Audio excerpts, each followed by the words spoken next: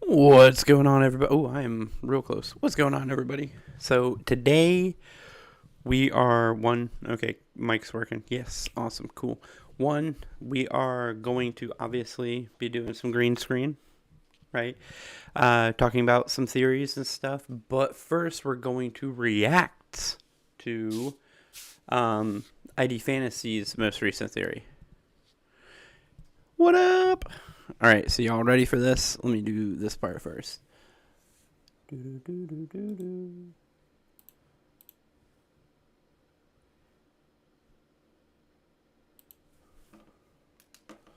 Hello, there we go. All right, cool.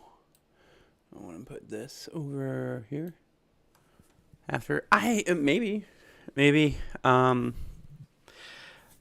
Yeah, I mean, I watched the first episode of Matt Pat and them.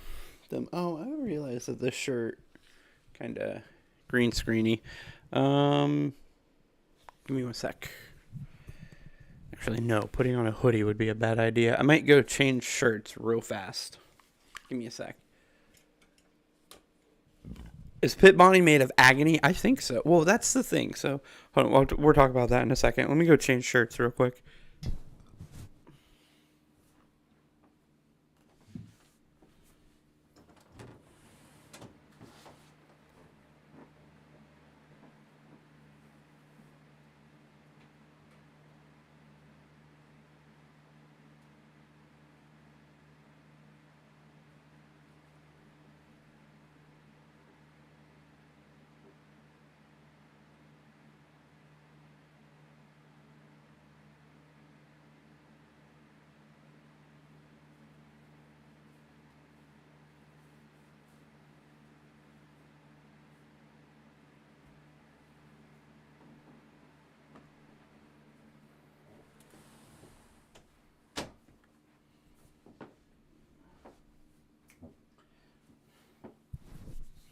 All right, what up?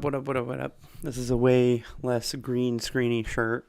I can stand over here, or stand wherever my headphones will reach to anyways. What's going on, everybody? Hello, friends. Hello. Okay, see you in a bit. I am back. What up, Berserk? What up, Anims? Fnaf fan? Anyone else who's watching? We're going to get into the Pit, breaks the Fnaf timeline, Fnaf Theory. I've already watched this once, so I will be pausing it at times just to give it my input. But we are gonna watch this one. Check it out. Here we go. Oh, hold on. I'm in the wrong place. In the Fnaf community for a while now. One of the biggest debates in the Fnaf community for a while now has been whether or not the franchise's various books are in the same timeline as the games. So when a game based on one of the books in the Fazbear Fright series was announced, a lot of people figured it would finally put the debate to rest. The thing is, while the Into the Pit game did seem to convince some people of an answer, as shown by these polls, it definitely didn't put an end to the debate, which is a bit of a problem when it comes to trying to figure out how much of the game can and should be used for theorizing. Yeah, so I will preference this video by, she is talking about Into the Pit, and it's a conversation that obviously I've had with some of you guys in chat over the last couple weeks, and I think ID's thought on this is very solid, very good, and obviously agrees with me, so I'm going to enjoy this video too. A while is an understatement. Yeah, it's a while. But the thing is like, and this is what I put in the comments on her video, is that I think the main problem is that a lot of the theorist community has this belief that, like, we've come to an agreement that the books, or most people anyways, those who have who have reasonable thinking anyways, have come to this understanding that not every book is there's more than one book timeline. There's multiple book timelines. Obviously, there's Silver Eyes. There's the Frights books are going to be multiple timelines, and then the Pizzaplex, or the Tales game, the Tales timelines, there's multiple of those. What up, Jerry? You just want to drop in? What up? Anyways, and then, my thing is like, why is it that we are capable of wrapping our heads around the fact that there are multiple book timelines, but for some reason we believe that there can only be one game timeline, right? We think only one game timeline exists, but there are multiple book timelines. Not fair. You know, games can operate the same way as books do, where there can be multiple timelines of games. Like, the games can have various timelines if they so choose, right? Like, for instance, and she'll go into it real well, but some of the arguments that I've always said about Into the Pit, one is, you know, there's 6 kids dead in the Into the Pit then versus 5, so obviously not the same. The whole fact that you can travel into the past or into an agony memory is never alluded to in any of the other games, only in Into the Pit in the Stitch Wraith timeline, which in my opinion makes them separate separate continuities. And some other things, but she'll go into it more. So let's listen to ID a little bit, because I enjoy this one.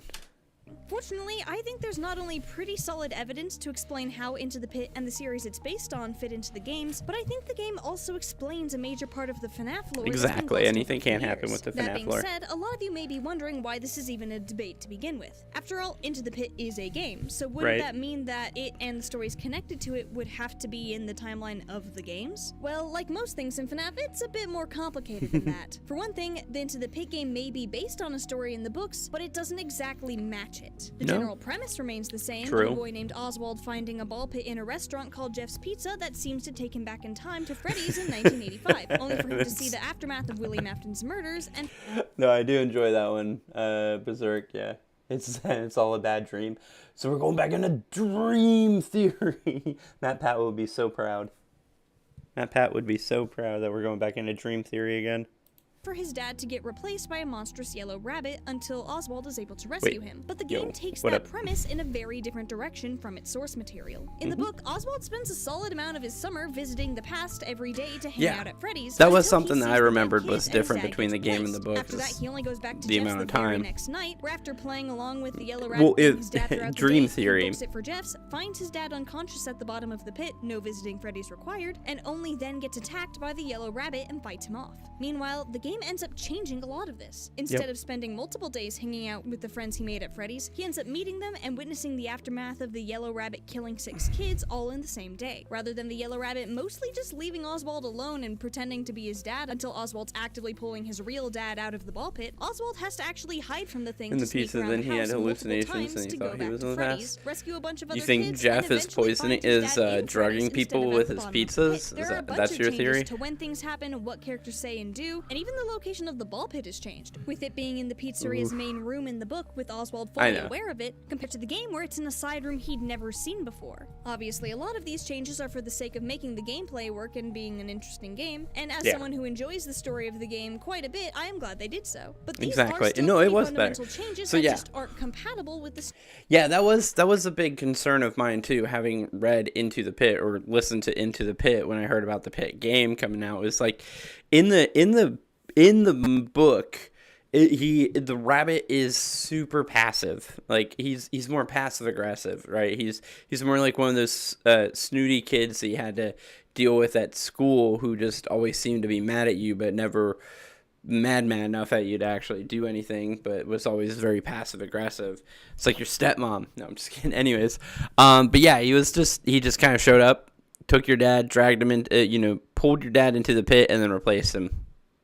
And then after that, he was just like, come with me. And then like just took you places and did things and pretended to be your dad for a while. And then after a bit, you go back to get your dad, or Oswald goes back to get his dad. And that's when the rabbit finally fights him. But anytime before then, he was just kind of in existence with him at the same time. And that was it. So very weird. Story that it's based on. That's to argue that this game existing means the exact events of the book are in the game continuity really doesn't work, since the game itself doesn't match the book. Plus, with the creator of the franchise, Scott Cawthon, saying he hopes more games based on the books could be made during his most recent interview, he wanted to try it, that would lead to the stories changing even more as they wanted to give it a from shot. The books to the games. However, in part because of Scott hoping to produce future games based on the books, and because of how Into the Pit connects to other stories in the Fazbear Fright series, I showed through some of the secret minigames and Easter eggs we can find in the the game, the argument could be made that a similar set of events do take place in the game timeline, just altered or rebooted to fit the game continuity of events. That being said, another complicating factor is that during that same interview with Dako, Into the Pit and any future games based on the books are referred to as spin-offs by Dako, something that Scott doesn't refute. Instead, he moves right past that to talk about how that's exactly what I'm thinking too. The Fazbear Fright story fetch. So, well, yes, Into Foxy is playing Sister Location. Yeah, right. But no, yeah, that is a very good thought. Is that, you know, the future games of like Frights, like that's the thing, is that we as a theorist community are limiting Scott's ability to do things with his own creations by having these insistences that games are only, you know, that all games must be tied together. And that, like, the books are, you know, these books are, it limits him, because, like, we do Into the Pit right here. And like, I had we were having the discussion the other day with Cross, who was like, I think this is Scott's way of telling us that the books are connected to the games. And I'm like, I don't think so. I think it's just Scott's way of being like, this is something that we've already created. We can make a game out of it. Like, they thought they could make a game out of it, and they did. And I thought it was great. So I told them to make it bigger.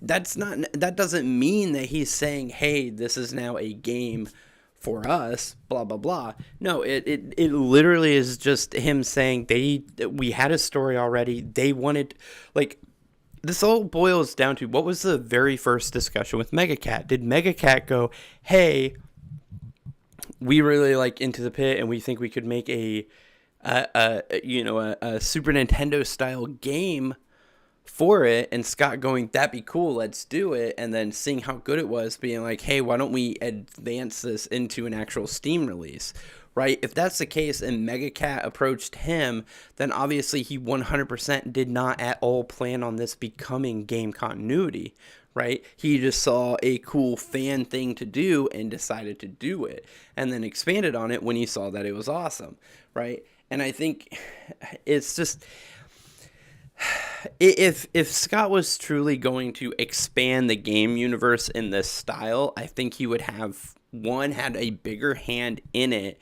and two, I think he would have started with something that was a little bit more obvious, right? I think he would have been like, hold your horses, I'm working on a book series that is 100% game continuity, and had them like work on like an actual game version of the week before. Like, that would be, the week before is definitely where, if I was going to gamify a book to make it game continuity, or to prove it game continuity, the week before is where I would have started. I wouldn't have started with Into the Pit, because Into the Pit, the story itself, is so obviously not part of the game continuity, and is clearly, you know, the beginning steps of the Stitch Wraith universe, you know, Stitch Wraith timeline.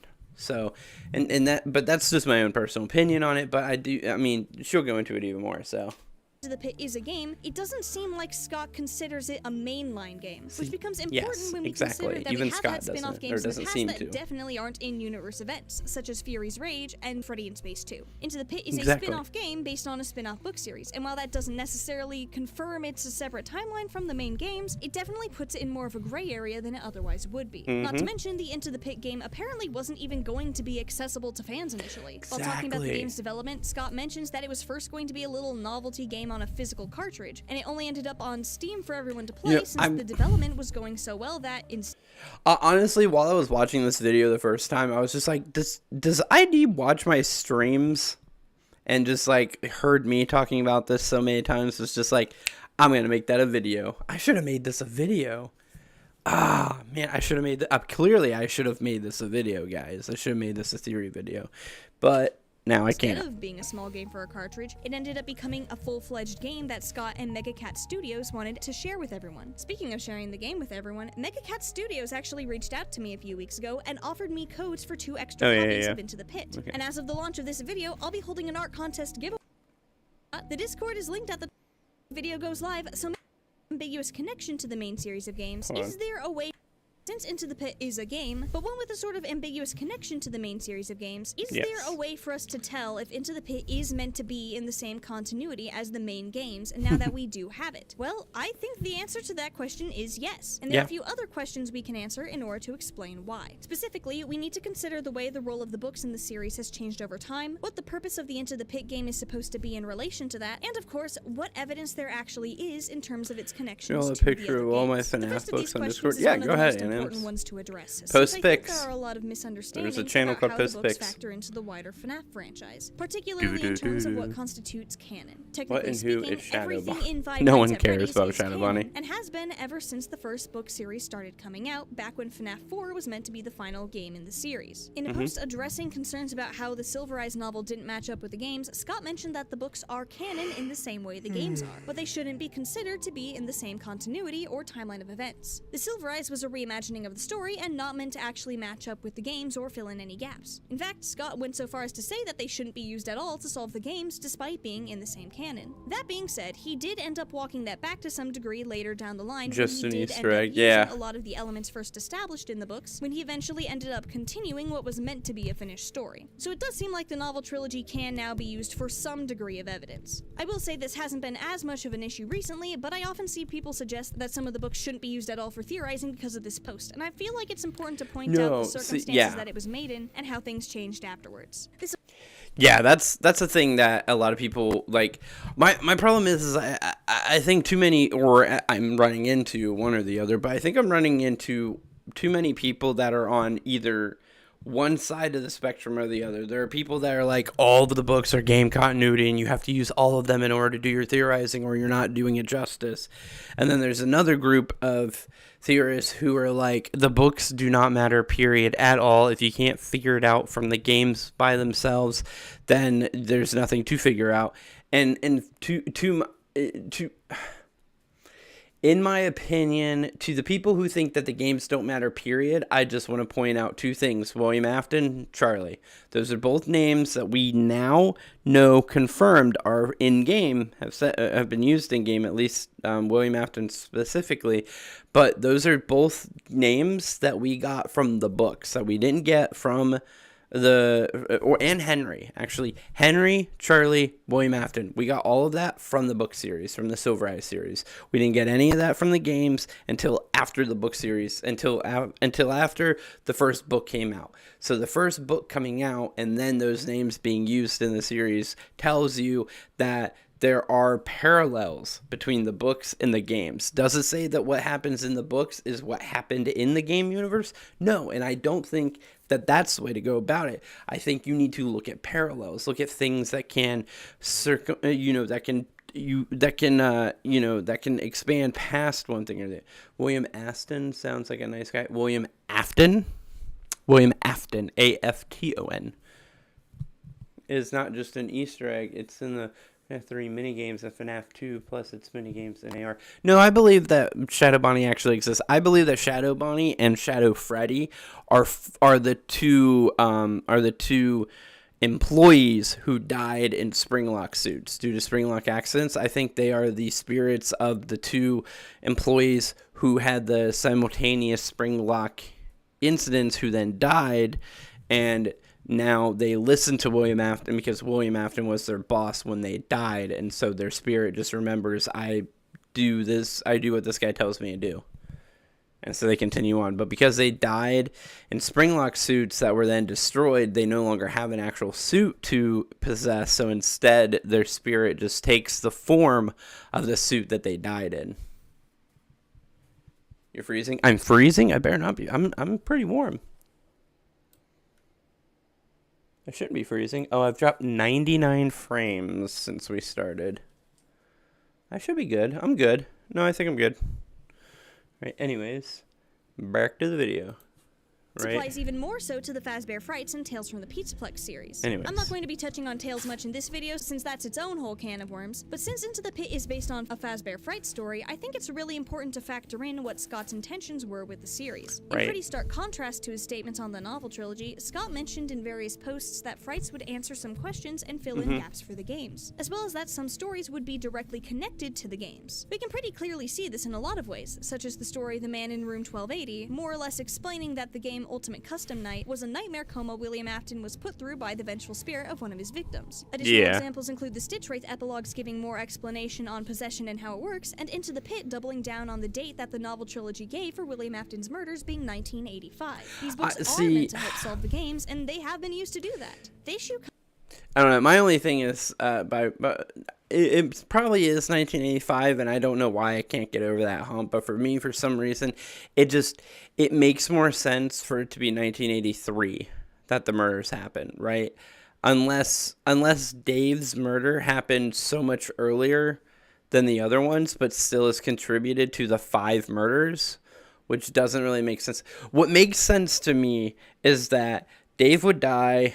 Dave would be killed by William Afton, and I have this video coming out recently that'll do like a deeper dive on this, but Dave dies to William, then William hides the body for a little bit. Cassidy finds Dave's dead body, becomes afraid of the animatronics, which then leads into the events of the minigames of FNAF 4, right? One of those minigame scenes being the actual Cassidy finding Dave's dead body, and all that good stuff, leading to Cassidy getting head chomped by a creation of Henry's.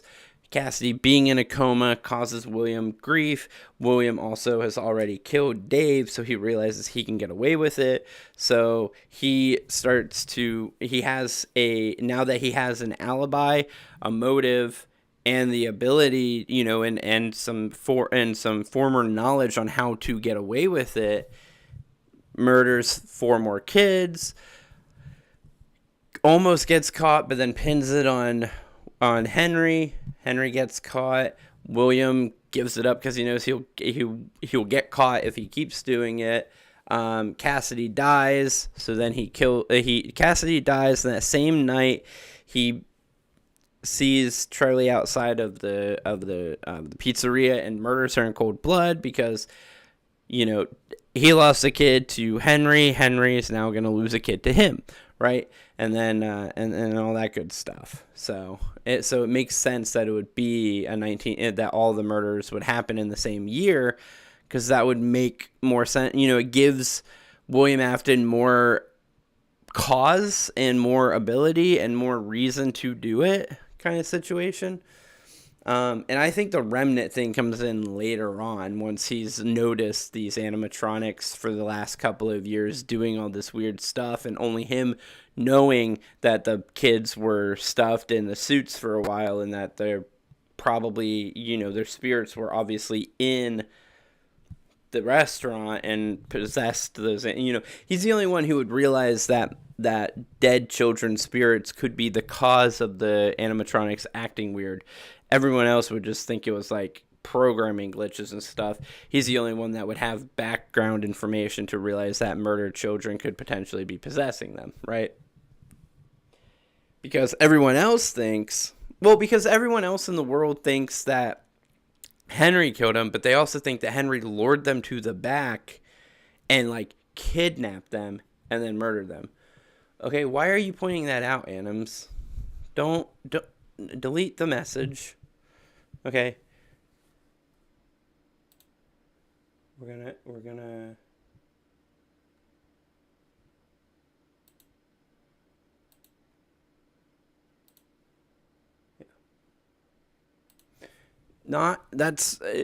I'm gonna teach you some streaming etiquette. All right, streaming etiquette is you don't talk about that. Like, it doesn't matter to me. Like, you're here, you're watching, just enjoy the stream. Talking about whether or not I have a bunch of viewers or I have no viewers, not good streaming etiquette. The only person that should be talking about that is me. I deleted it already.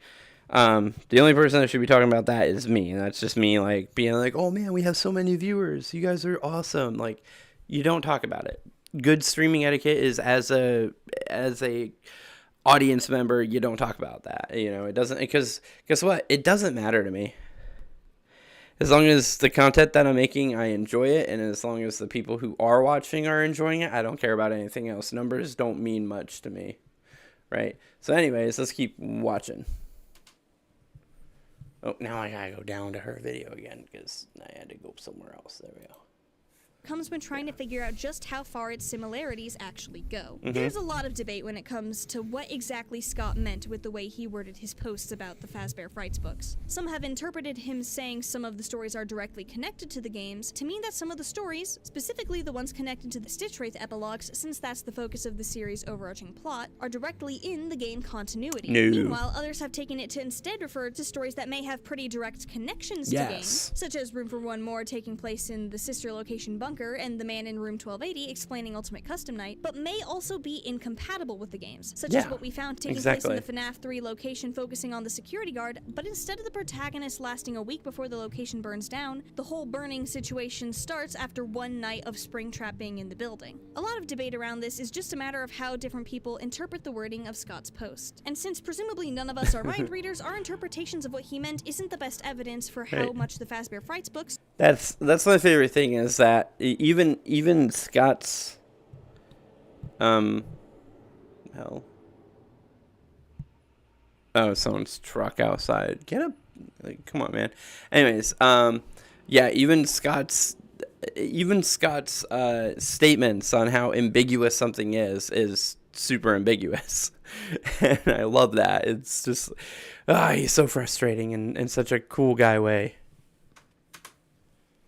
Or at least whatever the game versions of them may be, would overlap with the main continuity of the games. And this leads into the second question I mentioned about what the purpose of Into the Pit in terms of the franchise could be. Even if it is a spin-off, it's still a pretty story-heavy game based on a book series that was meant to answer some questions about the games. While the story did change as it made the transition from book to game format, an argument could be made that it wouldn't make much sense for Scott to choose this story as the topic for a game and allow it to release if he wasn't trying to make a statement about how the books fit into the game continuity, or at least create a version of events that did. After all, what would be the point in making it not take place in the game timeline? Well, while it doesn't answer the main question one way or another, we do actually have an answer to this one. All the way back in the first post Scott made about the canonicity of the books, one thing he said there that I don't think gets taken into account very often is how sometimes the lore of something can become so crowded that you can't tell an original story anymore. If he was saying this all the way back before Sister Location came out, I would imagine it applies even more now that so many more games are out. Plus, we do have modern instances of him diverging from the main timeline in order to tell an interesting story. For example, the Five Nights at Freddy's movie is based on the story of the games, and was described by Scott to be a retelling of the first game back in the original interview he did with Dawko. But the movie did end up making some pretty major changes to the story and characters for the sake of being able to actually tell a story, instead of just being a guy silently flipping through cameras for 5 nights. We only get the backstory. Come on, guys, that would be great. That would have been a great movie, though.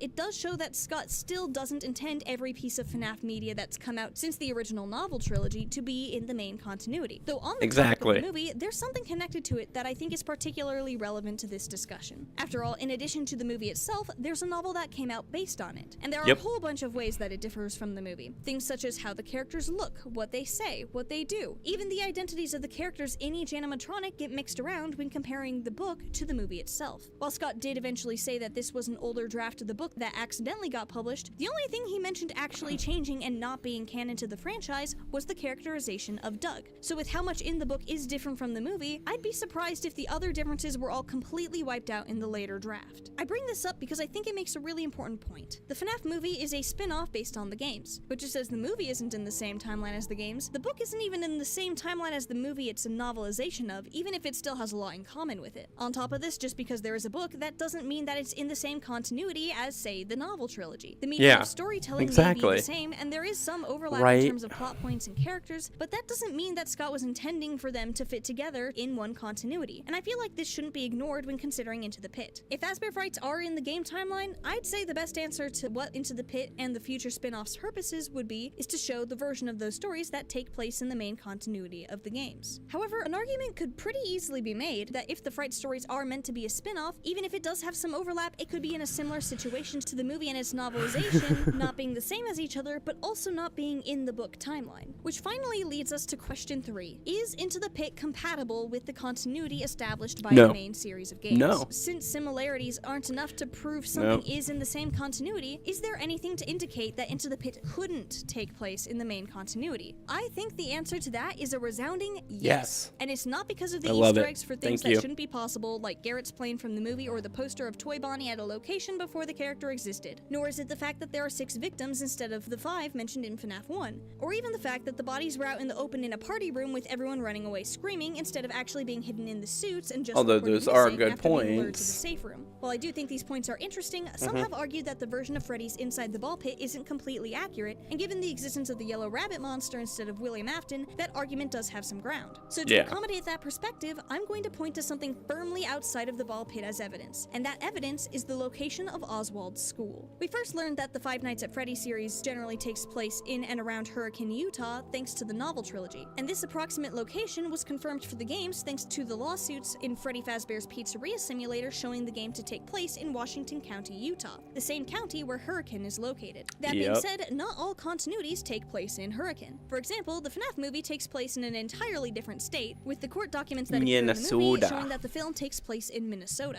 Into the Pit's differences aren't quite so drastic. After all, we can tell it's still in Utah thanks to the flag outside of Oswald's school looking a whole lot like the Utah state flag before it recently got changed on March 9th, 2024. Weird new map. Weird new flag. Weird new flag. To go off of. We also know the name of Oswald's school, Westbrook Middle School. As it turns out, there is a location called Westbrook in the state of Utah. 3 of them actually, each of them being neighborhoods in different cities that are relatively near each other in the northern part of the state. While none of them have a Westbrook Middle School, one does, or rather did, have a Westbrook Elementary, making it the most likely of the 3 to be the actual location of the story, as that's where the book version of Into the Pit's events start us off, with Oswald's last day of school there. This Westbrook is located in the city of Taylorsville, and not only is it definitely not Hurricane, it and the other Westbrooks are located on the entire opposite side of the state. While one could try to make the argument that only Pizzeria Simulator has to actually take place in Washington County, as that's the only game where a location is directly mentioned, that doesn't really work when we factor in the Stitch Wraith epilogues, something I think we should do given the fact that the Stitch Wraith can appear during Into the Pit, and how much of the overarching plot of the epilogues connect back to the ball pit and the events of Pizzeria Simulator. The ball pit is a major point of connection between the stories in Fazbear Frights, with it being visited and used by both the Stitch Wraith and another character called Detective Larson during the epilogues, and they do so in ways that show clear connections between it and other stories in the series. Additionally, there's a fire site mentioned that the Stitch Wraith goes to multiple times, and the epilogues make it pretty clear that the fire site was the Pizzeria Simulator fire. The epilogues mention how it was connected to one of the founders of Fazbear Entertainment, alluding to Henry Emily being the one to set the trap and burn it down, and that the puppet was part of the evidence that was kept in storage when the case went unsolved. I don't know about you, but I find it incredibly unlikely that the Stitch Wraith made the trek from Westbrook all the way to Hurricane and back, or that Detective Larson's department would be in range of both the ball pit and the fire site. Yeah, definitely not. In the Fazbear Frights continuity, neither Freddy's nor Pizzeria Simulator were in Washington County. Unless there's a Westbrook in Utah that just wasn't showing up in the Google search results, the most logical solution is that the events around Freddy's and Pizzeria Simulator in the Fazbear Frights continuity don't take place in Washington County,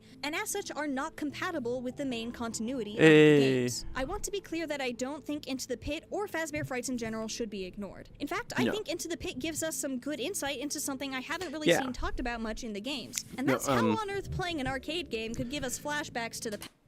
Well, and that's the thing is like, and that's the thing also that that I agree with, or that I think more people need to come at is, I think a lot of people go about the books, and the books especially, as an all or nothing kind of deal.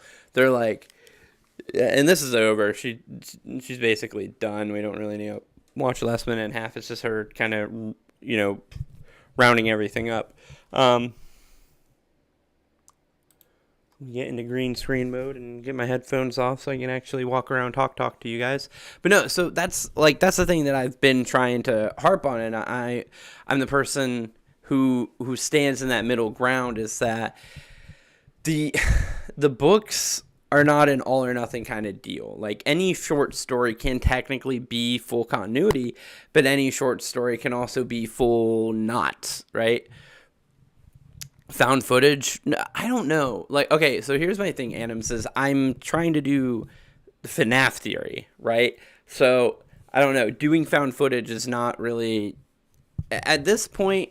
At this point, what the problem with the back rooms or doing theorizing on the back rooms is that it's going to become impossible, right? It's going to become impossible because of the fact that the rights to the back rooms has been sold, or at least the one that we're all thinking of.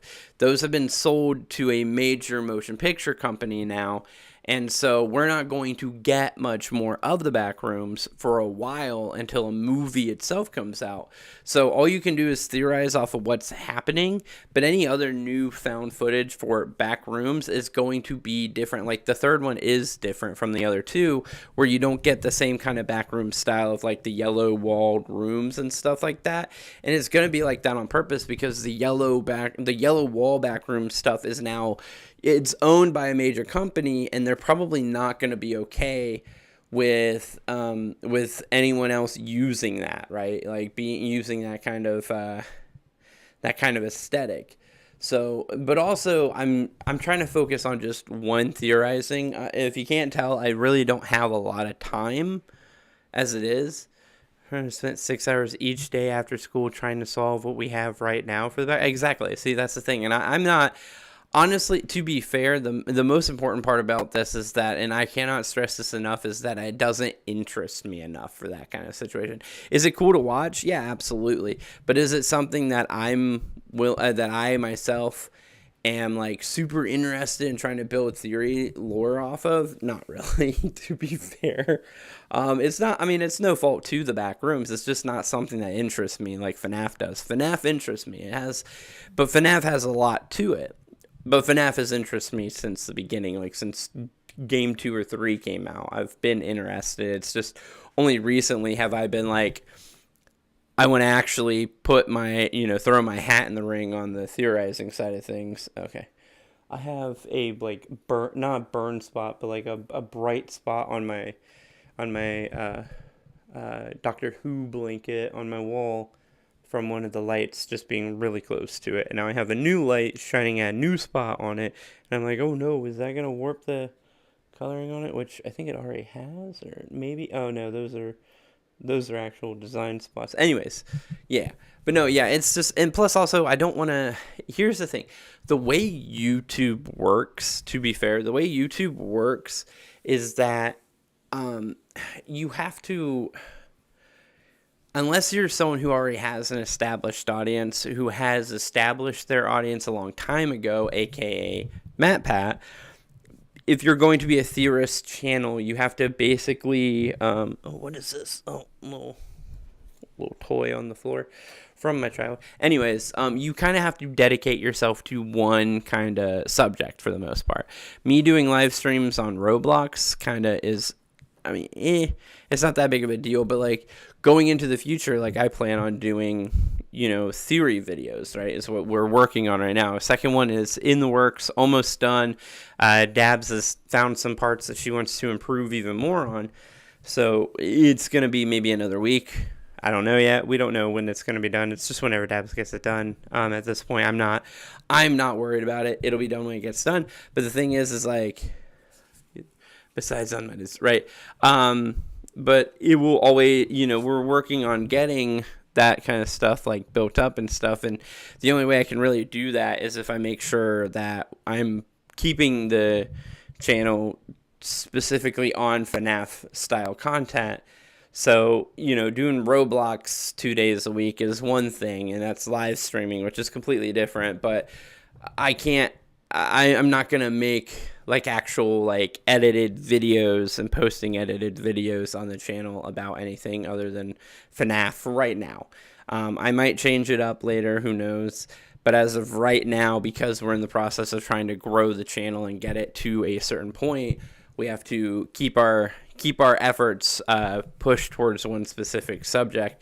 And if you're going to pick a subject, right, quote by me and my friend, no failure is just room for improvement, is a quote by someone more important than you guys, not more important, more famous than you guys. I just can't remember who it was right now. But no, that's the thing, and it's not failure. Like me making the decision to only do FNAF edited videos. Yeah, no, that quote is way older than you guys. Trust me. Um, anyways, it's actually I know it's from a movie at least because I've seen it in a movie recently, or in a TV show recently. I just can't remember what one. Tomorrow's Another Day. That's from FNAF. Yo. Anyways, but no, yeah. So that's, in case you guys didn't know, that's a little peek into the algorithm of YouTube. Is that it's nowadays it's very hard to grow an audience if you're making various different kinds of content, right? If you are making one specific kind of content, then it's easier to grow your channel, especially because they will start promoting that specific style of content to the audience that watches it. So various good ideas when you're trying to grow your channel or make your channel is deciding on a subject that has a large audience, right? That has a large amount of people who are interested in it. But one of the main problems with that is a lot of the content that people are interested in involves multiple people. Like it's multiple people kind of content. Blah. For a good example, no, you're talking to a skinwalker. Cool. Phone with the FNAF fan. Oh, I'm on the phone with Jamal Elmo the 7th. Okay.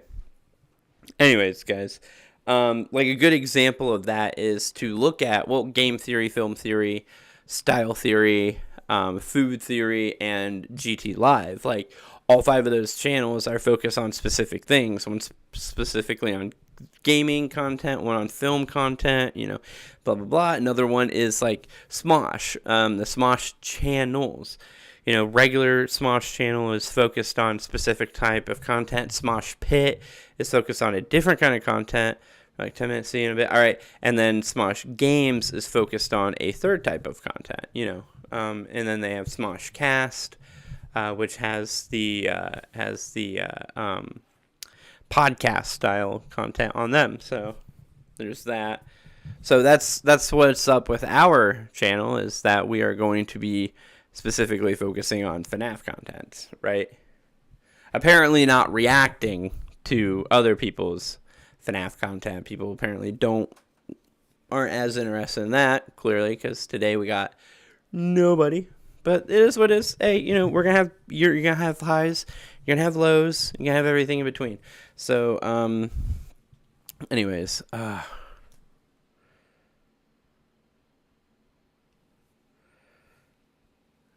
think I'm gonna end up changing the name of the. Hold on, let me do something here. Yeah, let me do this. Actually, I don't think I can do it here. I think I gotta do it on YouTube. So close that. Go here.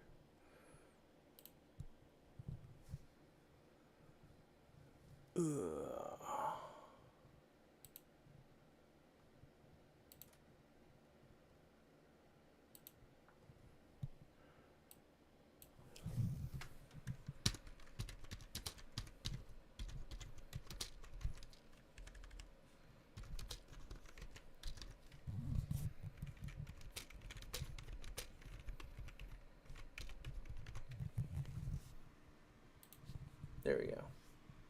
Try that on for size.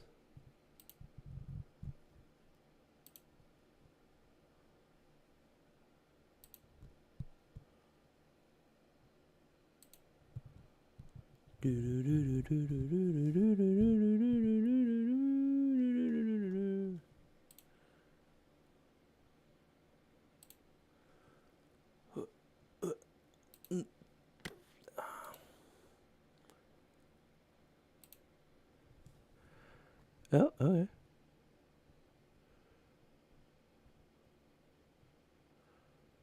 Okay. Cool. Anyways, alright, getting that stuff taken care of. Sorry, I'm in the middle of trying to do something. There we go. Alright. Where are you? Alright. Ooh, there we go. So anyways. Oh, crap. Hold on. I gotta do this too.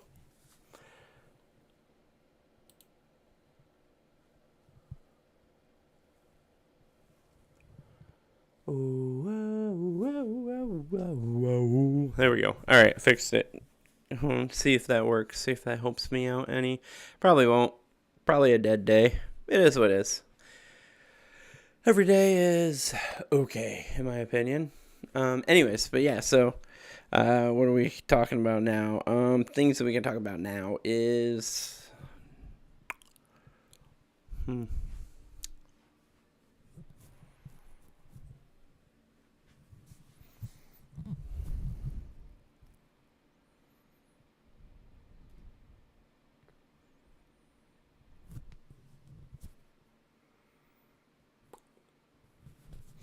Oh, I know one thing I'm not doing anymore is setting my stream up as reacting to a video. Learn that lesson. Sorry. Won't do that again, guys. My bad. What am I doing right now? How long have we been live?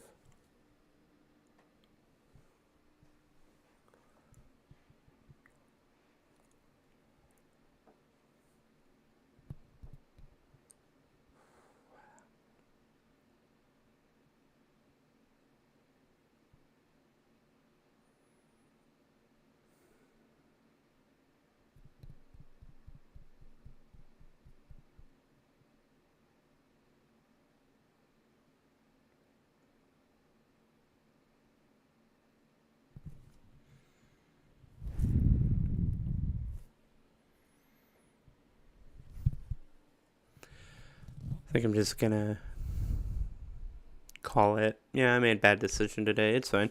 It is what it is. I'm just gonna call it. Have a good night, guys. Maybe I'll get some sleep and I can start working on my next video in the morning.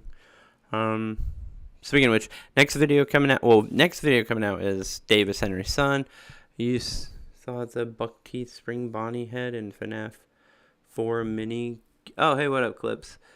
Game might have been Shadow Bonnie. Wait, the buck teeth spring Bonnie head. Fnaf 4 mini games might have been Shadow Bonnie. Maybe. Buck teeth spring Bonnie. I'm trying to remember what that is.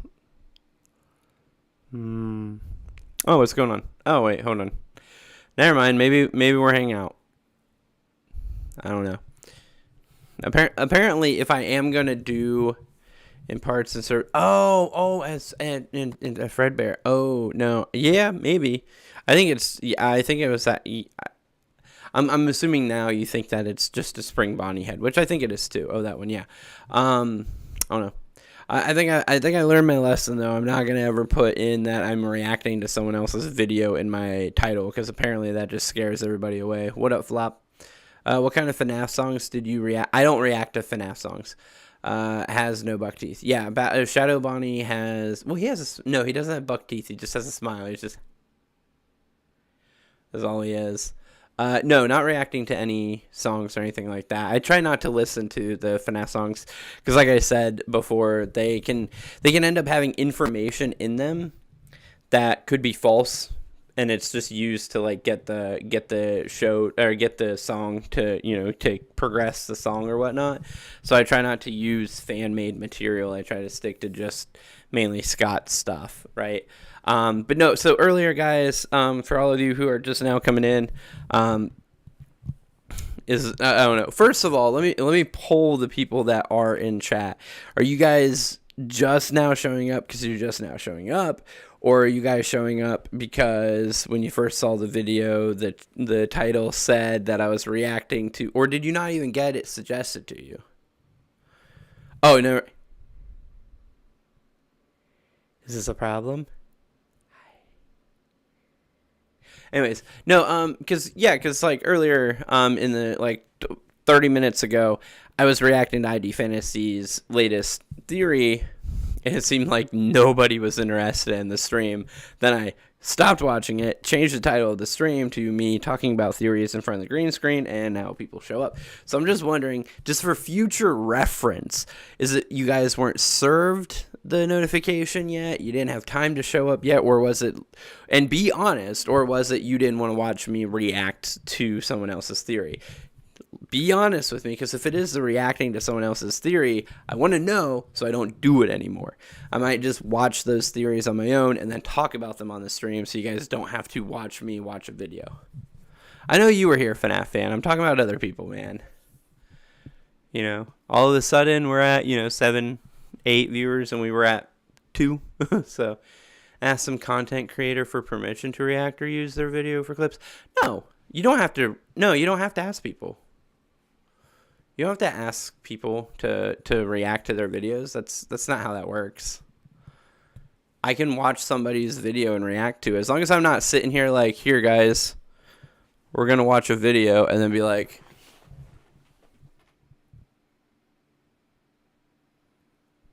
but no, talking about and reacting to, like, that's the point of theory videos, is for other theorists to watch them, react to them, and talk about them. I don't think Pat sits there and sends out, he might, because he's a large enough channel that he actually can.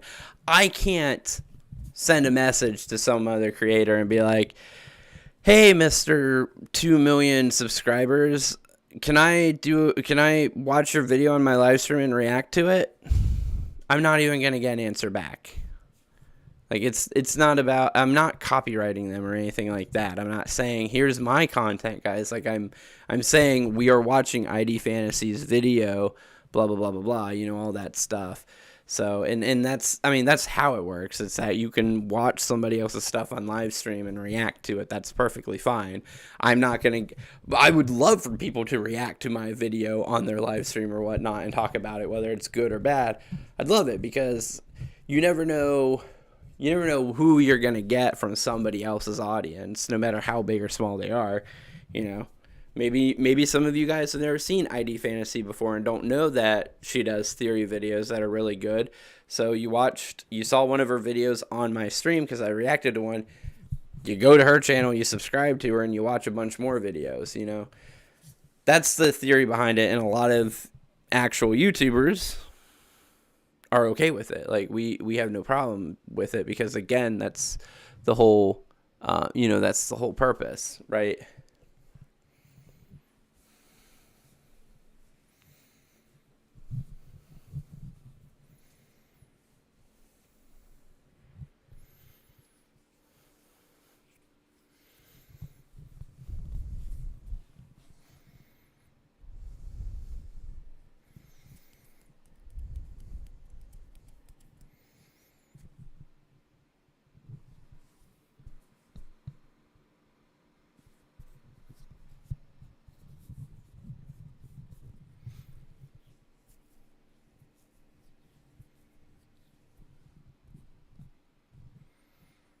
I don't know what to do today, honestly.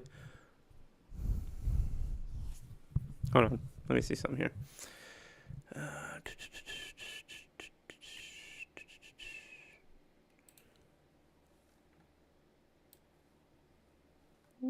Not doing Roblox. No, I'm not playing Roblox today. That's not on the thing. Hold on.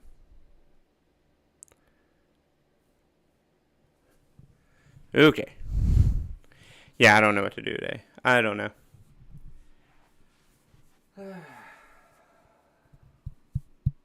Is the day just not a good day to wait, is something going on today? Is that what it is? Because we've never had this issue. We haven't had this issue in a very long time. It's just like no one's here. I don't know.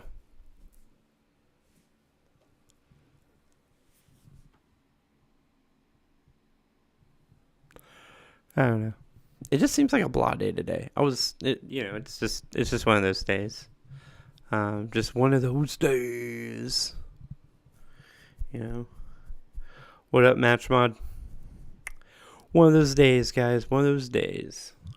But no, we were watching ID's video, and she was talking about how she agrees with me. She agrees with she has the same thought process that I do, which is that Into the Pit is not a game continuity game. It's canon, obviously, because everything's canon, but that it makes it very apparent that it is not game continuity. You talking about? So right now we're talking about whether or not Into the Pit is like in the same continuity as the games, or if it's now establishing a new game continuity.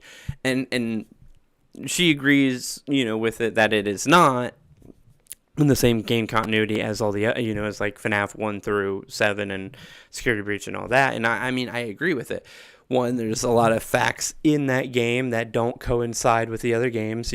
6 deaths. It's in a whole different area of Utah. And all of your damn recommended things get messed up. Oh, yeah, all the time. All the time. I'll watch like one video, and now all of a sudden my entire recommended YouTube page is like a bunch of their stuff and then a bunch of other stuff like it. And it's like, but I like all this other stuff too. And I have to like go back and find my other people that I watch all the time. And it's like the YouTube algorithm swaps up way too fast. It so quickly is like, oh, your whole thing has changed. And it's like, no, it hasn't. Like, no, I added one new thing. Like, give them one spot maybe, but don't put like 8 of their videos up now and be like, go watch all their stuff. But it's only ever for like big content creators. I've never been like, oh, I'm gonna go check out this person who has like 1,000 subscribers and I watch one of their videos, and then all of a sudden my entire For You page changes to like all their stuff. That never happens. But if I find like a new big content creator and I go and watch one of their videos, and all of a sudden everything gets changed. It's all like my For You page changes to only their shit, right? Which happens a lot now that I'm watching and looking for more Fnaf Theorists and stuff. I watched one Among Us classic video and changed all. Yeah, exactly. It's insane. I'm like, quit. It's like YouTube's trying to like keep up. It's like, oh, we gotta keep up with what they want. We gotta keep giving them what they want. It's like, it's not what it is, man. That's not what it is. Or you're like, I fall asleep sometimes watching YouTube, and it just kind of bops to new videos, and then all of a sudden my For You is like, oh, you want to watch only this style of videos now? And I'm like, no, I don't. I have a lot more videos that I want to watch from the other people that I've been watching. Which will be, that'll happen here with ID Fantasy. Now I'll go to my For You page, and it'll have like 8 of her theories up on my channel now, which is fine, because I'll probably watch some of them anyways. But it's like, I don't know who Queso is, but you guys, some people say I look like him, and I just don't care. I don't know what their content is, but it sounds like it's not content that I care about. It's like Kai Cenat or I Show Speed. I don't care about their content at all. It doesn't interest me at all. It's just not my personal preference, obviously, but like, I don't know. There's just some content creators whose content I have zero interest in, but gets recommended to me or whatnot because other people, everybody else loves it, and I'm like, it's just not for me. Oh man. Ugh. Anyways, so ID has, I can't say agrees with me because obviously ID has no idea who I am and doesn't know that I have the same opinion, but they have the same opinion as me that Into the Pit is not game canon. They do random stuff all the time. The next thing you know, they're playing music games or some sort, then they switch to, oh, don't care. That's the problem, is I used to make variety gaming content for the most part. Well, I guess kind of for the most part, but I have no interest in watching other people who do the same thing. I'm very bad at watching live streams. I can't watch live streams that well. I can watch, it's weird. I don't watch live streams. Like, I just am bad at it. I can't do it for some reason. I want to watch not live streams. I'm such a bad live streamer because I don't even enjoy the same kind of content that, I mean, I enjoy this kind of live streaming when they're talking about, like, I like GT Live because they get, but, I don't know. I'm so random when I'm live streaming, though, and I feel like other live streamers try and force themselves to be very,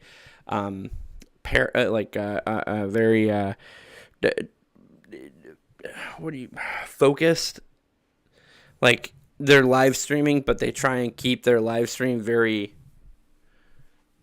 very one direction, like very very linear, and I think when you're a live streamer who tries to keep their content linear even in a single live stream, I think you're failing the purpose of live streaming, right? Because live streaming, the whole purpose of live streaming is the fact that you're not structured content. That's the point of a live stream. I gotta move my thing over a little bit. Boop, boop. I'm booping the camera. I'm gonna boop you. Boop. Like, I feel like live streaming, the best kind of live streams I see are like live streams where it's just like you gave a microphone to a super ADHD kid and just let them go nuts. Like, who knows what I'm gonna say next? Tarantulas, kind of situation. I feel like that's the ultimate. That's why I like the green screen being behind me, because like now I have like the ultimate setup to do my kind of live streams, my favorite kind of live streams, where I could be talking about anything, right? The main focus of my live streams obviously is to talk about Five Nights at Freddy's and theorize and stuff like that, but I have the freedom to go wherever I want, to just go off the rails with it, right? And that's the kind of content that I like seeing too. But I when I watch other people's live streams, there's so linear and focused, and they're like, we are playing League of Legends, and that's all I'm doing for the next 6 hours, and I'll kind of talk about life stuff with you guys, but the main focus of this live stream is League of Legends, and that's it, or Fortnite, or whatever it is. Like, that's what it is. And I was a middle child growing up, so I grew up watching people play video games, so I'm not as interested in it being my main content, because it wasn't a fun experience for me growing up watching other people play video games, because those other people were, my brothers, and me watching them play video games was because they wouldn't let me fucking play the game. So I'm not super interested in live streams where they're playing games. I do watch some other live streams. Like, obviously, I've watched some Smosh live streams. I've watched, stuff like that. Were you invisible to your mom as a middle child? Absolutely. My mom and my dad. Growing up, so the fun thing about my life is that growing up, I was the tallest. I was the tallest brother. I was the best grades. I was the most athletic. Like, I was the only one that did sports and actually got like varsity letters. I was the only one to do good grades, period, at all. And all that good stuff. But I was still, for some reason, in all my parents' minds, believed to be the one that would be the least successful, because I was the middle kid and no one liked me. And I reject unfairness. I reject it. I reject being treated unfairly, period. I will vocalize against being treated unfair. I do it at work all the time. Today, one of the managers was like, you're going to learn to do this new thing. You're going to learn to do this other job that's in the building. And I'm like, no, I'm not. They're like, yeah, you are. I'm like, no, I'm not. I have my job. My job is my focus. A straight A in gym. You better have a straight A in gym. But I'm like, my main job should take up my entire day. Me doing my job should take up my entire day. I don't need to learn somebody else's job, because what's going to happen is you're going to tell me go do that other person's job because we don't have enough people to do it, and then you're going to tell me that my job is less important. Who do stuff together. You is for you and me, and is for anywhere and anytime at all, down here in the deep blue sea. What up, Jimmy Punk? But anyways, yeah. So, and I'm very vocal about that. And so my adopted father and my stepmom for my adopted father both treated me that way. They treated me like I was most likely to be least successful of my brothers. And my older brother works like 2 part-time jobs, because a full-time job is just not something that he's capable of doing. And my little brother is in his 30s and still hasn't decided what he's going to do with his life. And at one point in time thought that he was either going to be a music producer or a parkour trainer.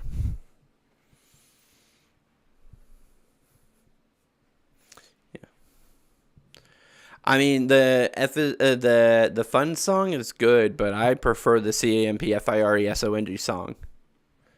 It's a CAMPFIRESONG song. It's a CAMPFIRESONG song. If you sing it, yeah.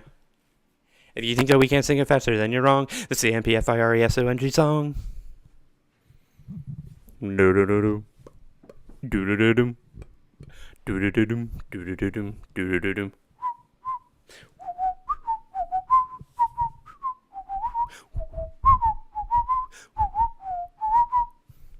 Anyways, yeah, so, boop, yeah. And now I have the most stable job of my brothers. At one point in time, I was a popular content creator. That went away, but it might come back again. Who knows? Someday I might be a popular YouTuber. If I'm lucky. 104. There's 104 days of summer vacation. The school comes along just to end it. So our annual problem for our generation is finding a good way to spend it. Like, oh, no. Dan Povenmire, please do not sue me for copyright. Dan Povenmire does not strike me as somebody who would get mad at a YouTuber for using Phineas and Ferb songs, you know. They have wrote some of the greatest songs I've ever heard, you know. Phineas and Ferb, yeah. Anyways, boop. But no, ID has the same theory, has the same belief as me that Into the Pit is not game continuity. Obviously, it's canon, but that's about it.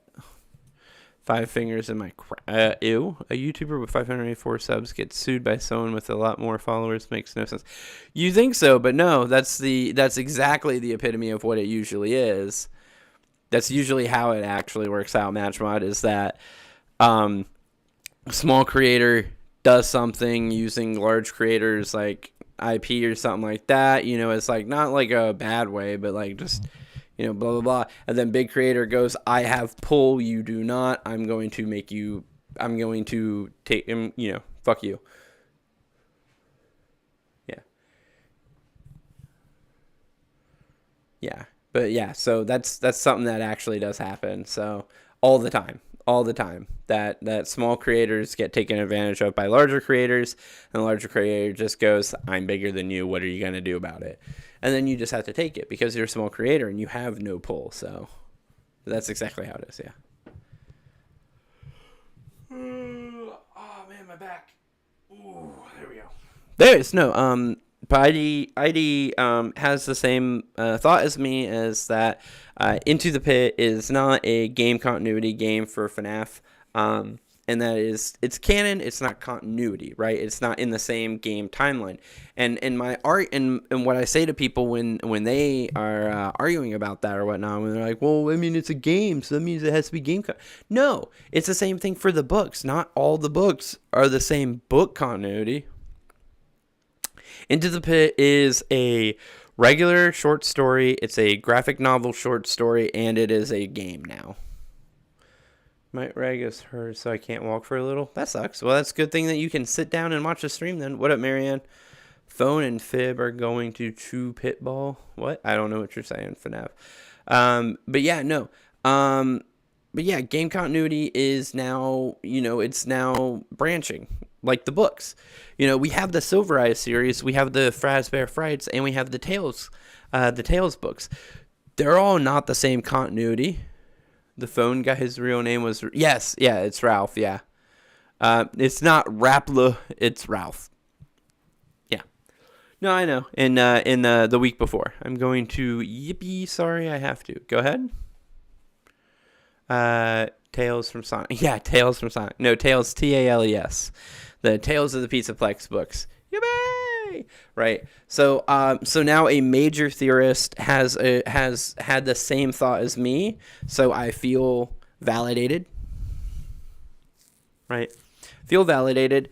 Into the Pit, while being a great game, is not game continuity. It's a new game continuity, and we might see more Fright books made into games in the future, and those, if they're the Stitch Wraith timeline books or stories, then we will have a Stitch Wraith game continuity coming up. How do I live stream with no webcam? Have a microphone. Famous Striderman, famous or else, guys. Make Striderman famous or else, guys. I'm cool with that. If you guys want to, that's fine. Spread the word to your friends, your family, everyone in between. If you haven't hit that sub yet, make sure you guys hit the subscribe button. Match mod, I don't recognize you, so if you haven't subbed yet, you better do it. Do it now. You've done it. Never mind. We're at 585. Yo, we need 15 more to hit 600, guys, and then work on our way all the way up. Awesome. Thank you, Matchmo. I appreciate that. Is it just me, or was obsessed with Thomas the Tank Engine when I was a child? Thomas the Tank Engine can tell you a lot about people. What makes you think they won't kill you? Because I am one of them. Please. Yo. But anyways, yeah. So we're working on that. We're working on the fame. But I'm not worried about the fame. I'm worried about the theories, guys. I don't care if people make me famous. All I care about is 1,000 subscribers. That's it. After that point, I don't really care. All I need is 1,000 so we can monetize the channel. After that, I do not care what our number gets to. I mean, yeah, sure, 100,000 so I can get the plaque would be dope, but that's about it. When I was growing up, like, if I got the plaque, I'd put the plaque up on the wall right here under the green screen, so I could just, every now and again, I could be like, we got the plaque. And then put the green screen back and go back up and go about my day again. Hey, I'm on vacation. Hey. There we go. Okay. Anyways. Not song show. Yeah, no. Thomas the Tank Engine was a great show growing up. What shows did I watch growing up? I watched Blue's Clues a lot. I watched a lot of Nick, a lot of Face. Hey, Face here. We're gonna watch our next Nick show. The Rugrats. No, that's Doug.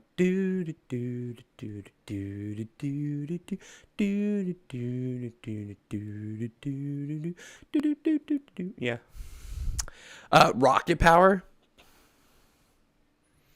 Do y'all ever watch Rocket Power growing up? Dude, Rocket Power was the shit. One of the best. Rocket Power, one of the best shows. Period. Don't care. Don't care. You guys cannot argue with me about this. Rocket Power was fucking dope, man. Dragon Ball Z. Grew up on some Dragon Ball Z, right?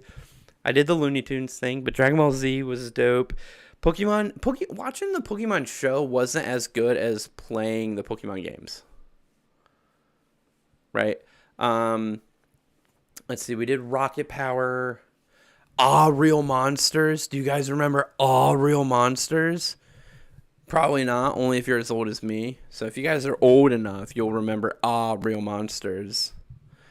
I also used to watch Kablam. Kablam was dope as shit. Drake and Josh was awesome to watch. The Amanda Show. Amanda, please. All that. 'Cause this is all that. 'Cause this is all that. Yeah. What? Yeah. iCarly was near the end of my run as watching kids shows. But yeah, all that. The Amanda Show. Drake and Josh. Dope. Absolutely dope. Bangers. Have you seen what Thomas the Tank Engine is right now? Search all engines. No, I'm good. I'm not going to worry about Thomas the Tank Engine right now. Any of you loved Dora the Explorer? No, not really. Can you react to Corey Kenshin, please? No, I don't know what that is, so no. I react to FNAF stuff, and even then, apparently not, actually. To be fair, actually, I'm going to say right now, I'm probably not going to react on stream to videos anymore. Maybe. For a while, anyways. I reacted to a video at the beginning of this stream for the first, 40 minutes, and we were dead. Nothing. Sorry. That's just to inform you guys. When that happens, I have to read into that information, internalize it, and then move on accordingly. For the first 50 minutes of the stream, we were at 2 viewers because I was reacting to a video and I guess nobody wanted to watch that. So I internalized that information.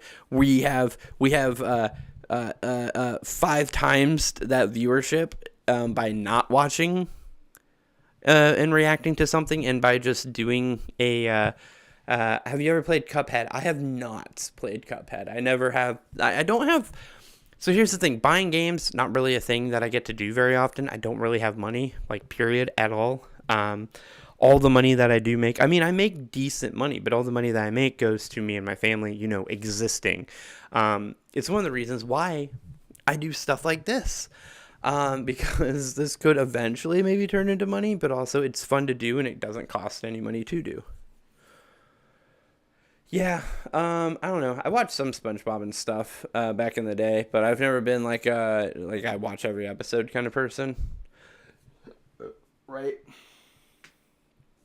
Yeah, I'll make that promise to you guys. I won't be reacting to videos on stream anymore. It never goes well. Like, it does. That kind of streaming doesn't perform well for me, apparently. Me watching other people's stuff and reacting to it doesn't perform well, so we won't worry about it anymore.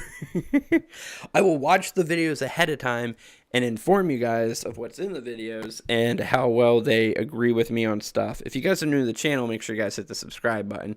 Would appreciate that. We are 15 subscribers away from hitting our 600 mark. So when is the stream going to end? We have been just talking randomly for like 20 minutes. Well, now it'll go for a while. I have a theory. What's up, Chulu official? What up, Chulu? Another hour. It'll be at least another hour, FNAF fan, now, anyways. What up?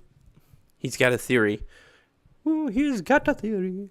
What was your favorite childhood movies? Favorite childhood movies. Watched a lot of The Land Before Times. Toy Story, probably. What if the Wizards are not the OGs?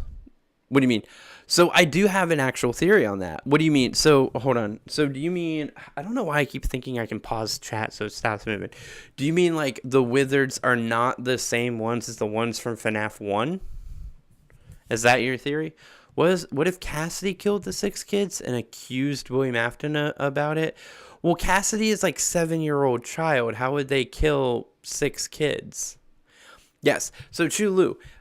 Actually, so I do have a theory on that, is that the Wizards are and are not at the same time. They are and they are not the same, right? So the theory would be, it really depends. But the theory that I run under, or I run with right now, right, is that well, I don't know, that doesn't work. Now that I'm rethinking about it. Oh wait. Ooh, wait, hold on. Does it? No. Yeah, right. How can a child kill murder kids? And well, Cassidy is Crying Child, in my opinion. Anyways, Crying Child is named Cassidy, so he would have murdered the kids after being head chomped. I don't know. Anyways, so I have a theory. A theory. It's just a theory. Just another theory. Anyways, so I have a theory, and my theory is that the FNAF 2.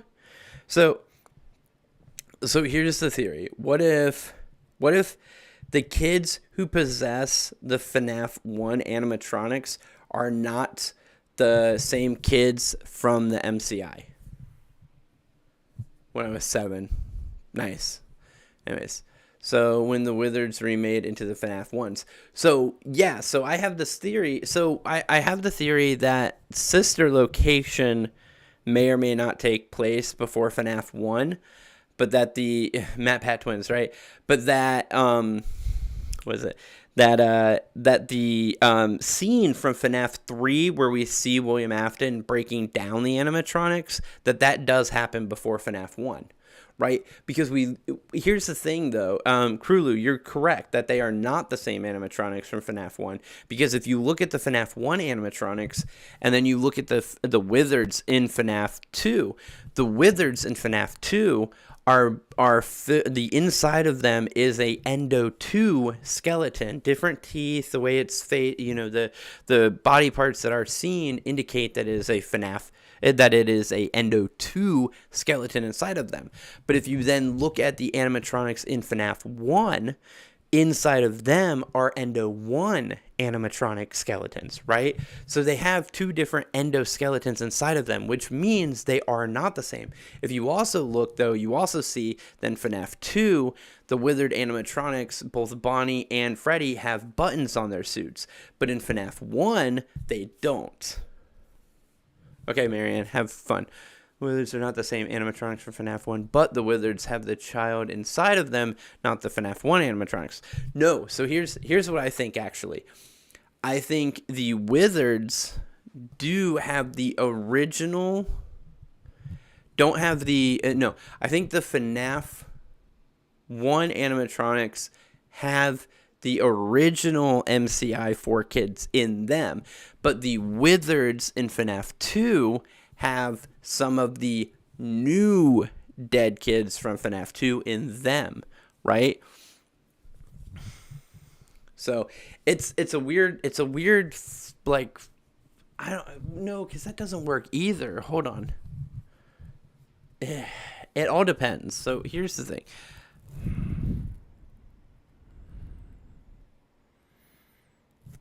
No, I think they have. I think the FNAF 1 has the original MCIs in them. They're in the Endo 1 skeletons, right? But I think that really throws things off when you really start to think about it. Okay, so the Wizards get up and they start moving like they're possessed, right? But they have Endo 2 skeletons in them. But the Endo 1 skeletons in FNAF 1 also act like they're possessed. They all act like they're possessed with, spirits, obviously. But the thing is that it's pretty clear by what we see in the books and by what we see in the games and stuff like that. I have a lot of theories, but don't tell me your age. Delete that.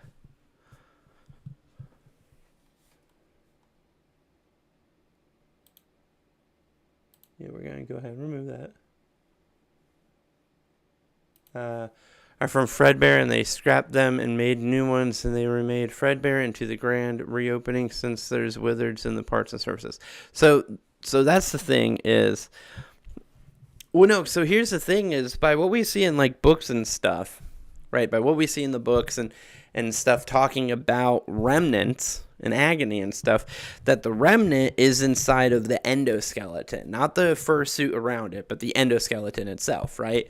So we have endoskeleton that's specifically for Freddy, for Bonnie, for Chica, for Foxy, and that endoskeleton is what is possessed by the kids, by the spirits. But that's the thing. If it's the endoskeletons that are possessed by the children and not the oh wait, no, I remember. No. The remnant is not the same as the actual spirit. The spirit possessing the animatronic creates the remnant inside of the endoskeleton. But the spirit does not have to remain with the endo. That's what it was. That's my theory. That's what it is. So the Endo 2s and the Endo 1 is fine. That's perfectly fine. What I think happens is we remember that scene, and this is a theory I do want to actually talk about because I believe that I figured out how William Afton gets away with stealing these endos to get the remnant out of the endoskeleton, to melt them down, create the remnant, and inject it into the fun times. Is this, and I'm not going to read chat for a second because I'm going to explain this to you guys. So I believe that the FNAF 3 minigame where we see William Afton breaking down the animatronics takes place before FNAF 1. I don't think Sister Location does, but I think I think him breaking down the animatronics, like stealing their endoskeletons, happens before FNAF 1. So it's so they have Endo 2s in the Wizards. The Wizards get fixed up once, right? Wait, when I come to life, you got no place to hide. I don't know what you're talking about. Yeah, there's Spirit, Remnant, and Agony, right? What if Michael reprogrammed the withered animatronics to wander around? You can't do that. Well, you can get them to wander around, but he can't program them to attack the way that they do. Foxy reacting to the light and attacking, like, you can't do that. That's not a real thing. Like, like Phone Guy talking about how they will, like, stuff you into a suit. That's not a real thing. JT Music. I don't know what Jimmy Punk. I don't know. I don't. Here's. Yeah, I know. I get that. I don't do FNAF songs because I don't know. Like, I don't do fan made stuff. I don't pay attention to any FNAF fan made stuff because I want to do true theorizing, and to do that, I have to ignore that stuff because my ADHD ass will internalize some of that information that may not be true, and then start building theories off of it, and my theory will be completely screwed. No. So the theory so what it is, Chulu, or I mean, it might be true. You could be correct. My theory, though, or the theory that I believe in, is that Scrap Trap, his face is not Bonnie's mask, it's Golden Freddy's. No, I haven't. Like I said, I ignore songs, so I don't remember the names of any songs. But no, he repairs himself using Golden Freddy parts, right? And because Vengeful Spirit is the one who possesses Golden Freddy, he's now attached he's given Vengeful Spirit a way to transfer into the same suit as William Afton, and that's how he's then able to trap William Afton in the Ultimate Custom Night, by them sharing a suit together. He has intertwined their souls, their spirits.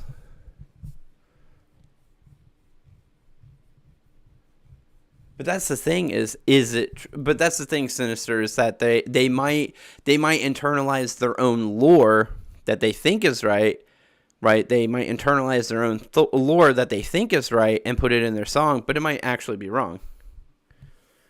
Right? So, but no, anyways. So, going back to what I was trying to talk about before I started reading chat again. So, the theory that I work with is that the Fnaf 3 minigame where William Afton is taking apart the animatronics happens before Fnaf 1 game, right? So, he lures the Wizards, who have been rebuilt. They've been constructed again because what I think happens is 1987, those DCI kids happen, right? Those deaths happen, and Henry gets released from prison because the police now realize that it's William Afton who did it. So Henry comes back and he starts taking over. He starts taking over Fredbear's again, or Freddy Fazbear's again, and so they scrapped the toy animatronics because they were no good. They didn't help anything, and he's working on a new security system. So they reopen the old location, and he repairs the withered animatronics so that way they can run. William gets into the building, lures those old animatronics who are now repaired, lures them to the back, breaks them down. What's going on, Toph? Breaks them down to steal their endoskeletons so that way he can melt them down for remnants. I think when he removes the endoskeletons from the animatronics, he releases the spirits out of the endoskeletons, and they become wandering spirits, like what we see in the spring lock scene, right? They're just they're spirits that are just free-bodied spirits because he's removed the thing about did he talk about Michael already? Maybe. What up, Tubbo? Anyways, so he removes the endoskeletons from their suits, which then releases that detaches the spirits from the endos, because he goes and he melts them down for remnant, releasing the spirit to go wander again. Seen Matt Pack game? Yeah, obviously. I've seen Game Theory. Yes, obviously. Anyways, so when he releases them, that's when they all like gather in the room, but he's like, I'm not afraid of them, right? Now, Crying Child, or Cassidy as I call them, has always been just a wandering spirit. Did you talk about Michael already? Hello? No, I haven't talked about Michael. What do you mean talk about Michael already? What do you want to know about Michael there, Tubbo? William comes back because he uses the FNAF 1 parts. Yeah, no, he uses them. He uses the FNAF he uses the Wizard's endoskeletons to melt them down to get the remnant so he can put them in the Funtime animatronics. But the original spirits are still free and moving around. So when Henry finds the animatronics all broken down, right? Once he finds them all broken down, he repairs them using the old Endo 1 skeletons that they still have laying around. And that's why in FNAF 1, where you play as Michael Afton as a security guard, Michael Schmidt, there you go. There's your Michael reference for you, Tubbo. Anyways, you play as Michael. You see these animatronics, and they're in an Endo. They have an Endo 1 skeleton to them. But I think when William is pulling the endos out of the suits, he damages the actual cloth part of the suits enough that the buttons get removed. And when Henry repairs them, he doesn't have new buttons to replace them. We've been up to like 20 people before, FNAF fan. I don't really worry about it. That's what I'm saying. Like, as long as we're not sitting at 2, don't care. I'll talk all night until 3 o'clock. It's just if there's literally nobody watching, then it's like I'm just ruining my own average. I like trying to keep the view average as high as possible. But anyways, yeah, so the Super Mario shirt. Thank you. Yeah. I was wearing a bluey shirt earlier, but it doesn't go well with the green screen. I do have this shirt, but it doesn't fit me anymore because it's so small. It's one of my favorite shirts I've ever had. What is it? This sleeve? Yeah, it's this sleeve. Back when Mixer used to exist. Your dad has this shirt? Are you saying this shirt or this shirt? FNAF fan, does your dad have a Mario shirt or does he have a Mixer shirt? There's a significant difference. No, the Mario. Okay, I was about to say this is a shirt you can buy at Walmart. This is a shirt that you can't buy anymore at all. This is a vintage shirt at this point, guys. This shirt is, you can never get another one of these unless you like find on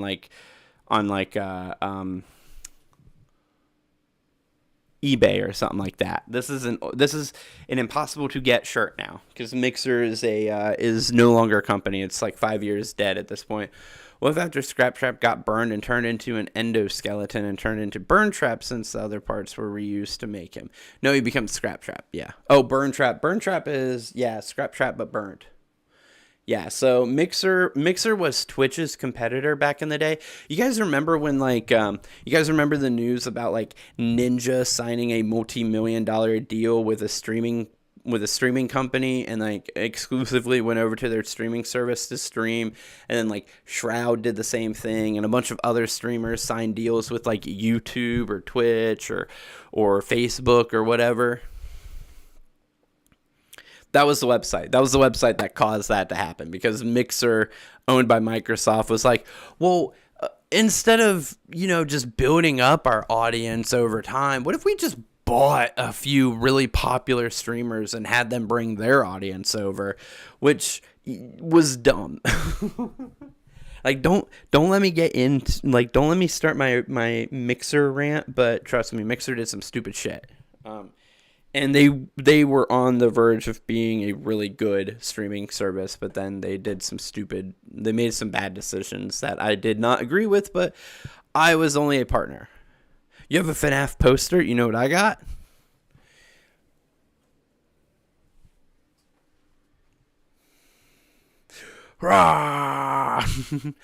Burn Trap doesn't fix his arm. Burn Trap is missing part of his arm, remember? At least I'm pretty sure he was. Scrap Trap was. Was Burn Trap missing his arm? I don't know.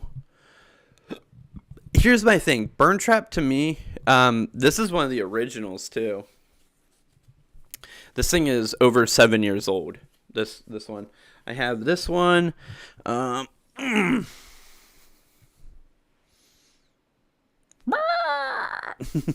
got this one. Unfortunately, I have no Chica, so to make up the fact I have no Chica, I have two Bonnies. I have two Bonnies. Two Bonnies. One, ha ha ha. Two, ha ha ha.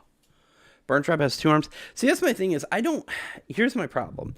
Is when it comes to Burn Trap, I don't hold much credence into anything about Burn Trap because Burn Trap wasn't supposed to be utilized in the way that he was. Just what we won. Why does Burn Trap arm kind of look like the prototype's arms? It might be. Maybe that's where he got it from. But I don't hold much, like, I don't take much lore out of Burn Trap from Security Breach. Because the thing is that he was not supposed, he wasn't supposed to be there, like, in that term. Like, Burn Trap was supposed to be like an Easter egg kind of situation. From what we got from the second Doco interview, Burn Trap wasn't supposed to be the final bad guy.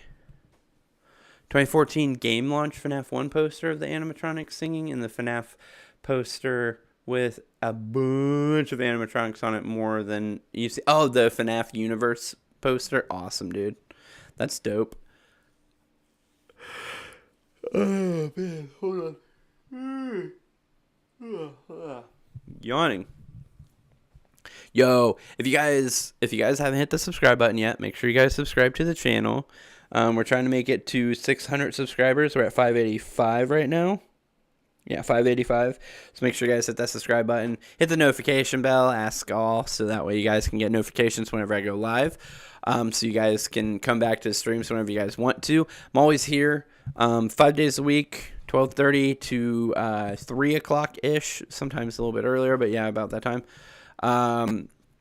Also, I think I'm gonna be changing the schedule, guys. I think we're gonna take Sundays off now and probably stream Tuesdays instead. Right? Maybe I might stream tomorrow night. I might stream tomorrow to start the new schedule, but I might keep it off this time and then switch to it next week. But yeah, I think we're gonna take Sundays and Wednesdays off, but all the other nights. So we're stream 3 days, off for a day, stream 2 days, off for a day. Be kind of. What time is it for you? It is currently 2:15 in the morning, and I do 12:30 to 3 in the morning on the days I stream. So I stream. Technically, it would be Friday, Saturday, Sunday morning, and then Tuesday, Wednesday morning, but for me, I call it Thursday, Friday, Saturday, Monday, Tuesday, because I haven't slept yet, so it's not the next day yet. And my merch over the years, and lots of it was valuable, so I'm not lucky. AM for me right now. Hold on. So if it's 8:14 AM, so are you over? You're British, right? You're over in the UK. I mean, obviously you are not the Tubbo, but I imagine if your name is Tubbo, then you're still British. Well, yeah, so here's the thing, just so everybody and anybody knows, it's very obvious whether or not someone is the actual version of them, because in chat they will have the big white block around them with a check mark saying that they are the official accounts, because the official accounts will show up as partnered official accounts. Like, if I ever got partnered and everything, like if I ever get to 1,000 and the 4,000 view hours, I will get that in chat. Like, that'll be my thing. I think it's 100,000. If you get to 100,000 subscribers, you get that in chat and stuff. You get the border around your name with the check mark that says, "Hey, you got it." Marianne, all right, gotta go. All right, I will see you later. But yeah, I might stream tomorrow. I might probably will. We will stream tomorrow. I'm not sure what we're gonna do necessarily. We might do more green screen shenanigans, because that's always fun for me. Watching stuff on streams. Yeah, but it's best to just assume that those channels are not actually them. So that way you don't, alienate them if they do show up. So, time difference, because I'm at 8:15. Yeah, so FNAF fan, you're also in the UK, right? Oh, 8:15 p.m.? You're in the Philippines, aren't you? You're in, like, the Philippines or something like that, right? Or are you in... no, you're in Oahu, right? Oahu? You're in Hawaii?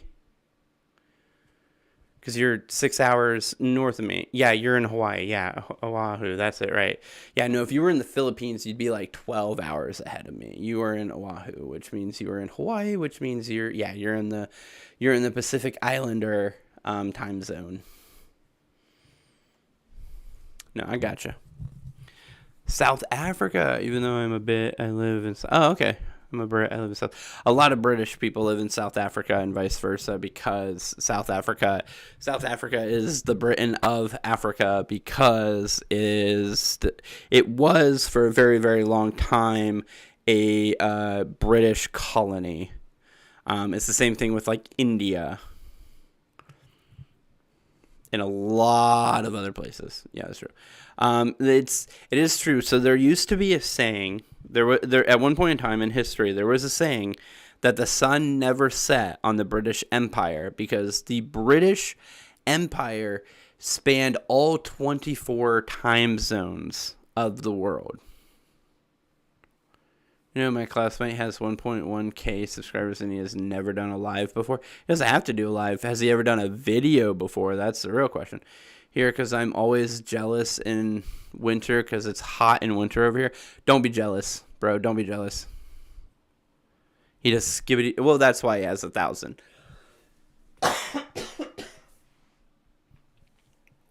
Yeah. Yeah, the British Empire, yeah.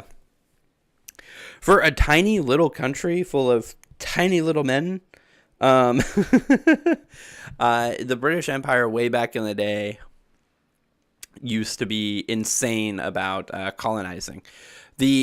At one point in time, there was more landmass of colonies of Britain than there was of Britain itself.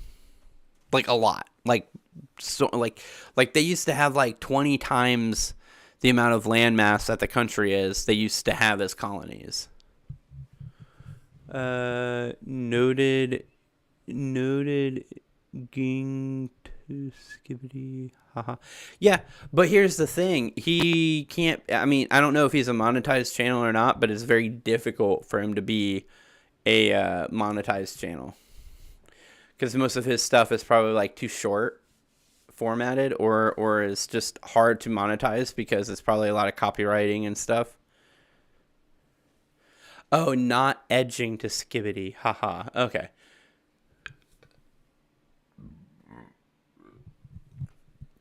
But yeah, no, it's probably, he probably makes no money off of that channel, even though it has 1,000 subscribers. Me, if I hit 1,000 subscribers and I hit the 4,000 hour mark, I will make money on every live stream and everything else. So,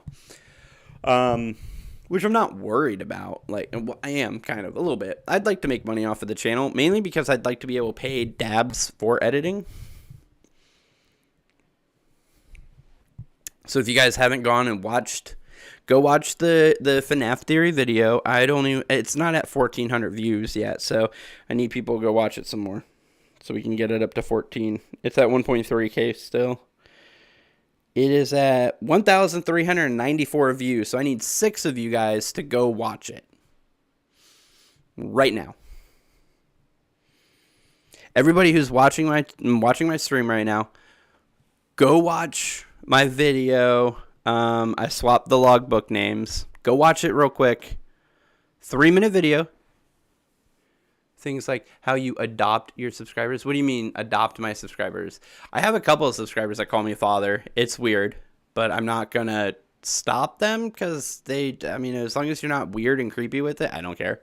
But no, I don't adopt my subscribers. But I do appreciate you guys being here. You guys are part of what's called the Swarm. When I was a Mixer partner, right here, back when I was a Mixer partner with my 26,000 plus subscribers and like hundreds of 26,000 followers and hundreds of paid subscribers and stuff, we did a thing called We Were the Swarm. Like they say, you're their children, they're adopted. Nah. No, I mean, I don't, that's not a thing for me. What it is the way my community worked on Mixer, and I mean, if we want to do it here too, that's fine, but I'm not really pushing it, is that I used to call us the Strider Swarm. And are you going to do Roblox tomorrow? Yes. Maybe. No, I don't think I'm going to tomorrow. What's happening? Hold on. Started spinning something, and I was worried that it was going to... Hold on. I'm doing something. If this ruins something, let me know. Oh, I think it's going to ruin something. Hold on, give me a second. Oh, no, okay, it didn't. Okay, it didn't ruin anything. Okay, cool. That's just a protector. Good. I thought I was going to unplug the cord for a second. Dad, where's Mommy? She's asleep. Where's mommy? Can't find mommy. Where is she? I don't know, baby. Haley, go play. Your daddy's busy. Daddy's writing this song. The song ain't gonna write itself. I give you one underdog and you gotta swing by yourself. Then turn right around in that song and tell her you love her. But hands on the mother who's a spitting image of her. Yeah, the Slim Shady. Yeah, baby, Slim Shady made me. But tonight, Shady's rockin' by. And anyways. I know. Anyways. I can't find. No, anyways. Don't do that again. But no, on Mixer, I called us the Strider Swarm. And it was a zombie theme for the whole thing. Everyone was a zombie leader, and kind of like how Twitch has like the Twitch points you can earn now. Mixer was doing that way beforehand. On air, my dude, right? There was points you could earn in my chat that we actually called zombies instead, so you could have like a whole zombie swarm of zombies that follow you. You're the zombie leader. Anyways, but yeah, that was a whole thing. Back then. Don't do it now, obviously. I don't do it on YouTube, but that was a fun thing. But if you guys want to be zombies, part of the zombie horde, the zombie horde is currently 586 strong. So that's pretty dope. It's a decent sized zombie horde. I could take over a mall with that. Yeah. You think I'm gonna get copyright striked for that? I wonder. I'm gonna get hit with a copyright for busting out half a verse of "When I'm Gone" by Eminem. When I'm gone, just carry on, don't mourn, rejoice. Every time you hear the sound of my voice, just know that I'm looking down and you smiling, and now I can feel things. So baby, don't feel my pain, just smile. Anyways, yo, I just scrolled once on YouTube Shorts, and I had a little girl, and she said, "Can you help me find my mommy?" And then the wizard says, "I cast Thunderbolt. I cast Thunderspell. Thunderbolt. Thunderbolt, Thunderbolt, Thunderbolt." Are you my mommy? A Dr. Seuss novel. Yo, if you guys are new to the channel and you guys are cool with my crazy, weird shenanigans, hit that subscribe button. Notification bell, hit it to all. Hit the like button on the stream itself. Like to see the stream get up to like 10 likes. 50. Actually, it's been averaging about 12 likes a stream, so keep that up. That's pretty dope. Doesn't sound like a lot. But the reason it doesn't sound like a lot to you guys is because you guys watch a lot of big YouTubers. I am an little tiny YouTuber. I'm the tiniest of YouTubers. So, 12 likes on anything is epic. Hold on. How many likes do we have on the this one? How many likes do we have on this video? Engagements.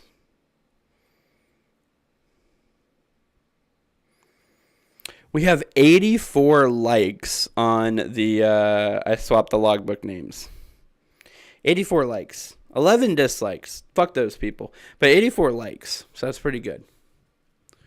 You talking about I have 0 subs on my other channel. I mean, hey, you know. Yes, but you're not also making content, right? You know, yo, I just scrolled once on. Oh yeah.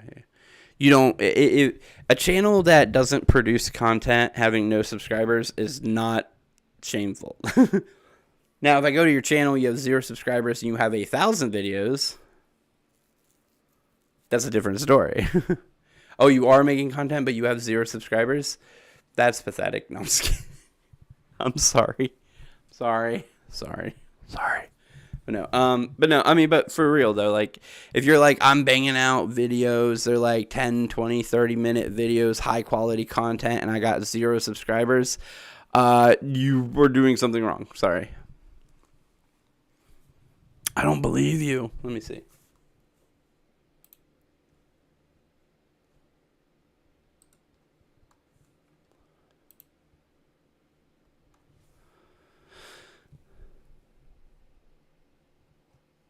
Oh, I don't know any way to get to your other channel. Just this one. Dude, that isn't you got a pretty old channel.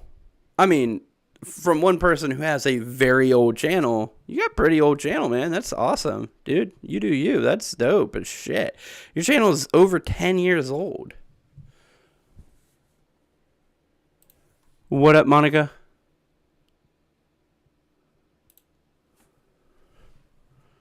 What? I didn't even see. What? Hold on.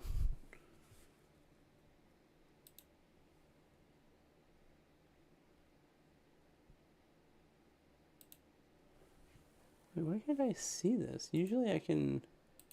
Oh, it's only if I remove it, isn't it? Okay. What about my channel? Fnaf? What? How old is your channel? Let me see. Hold on.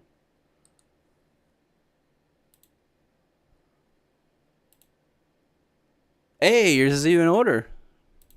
You guys can't beat me, though. Can y'all beat me? Don't think so. Let me pull it up.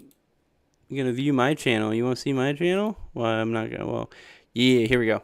Y'all ready for this? Y'all ready for this? Bow!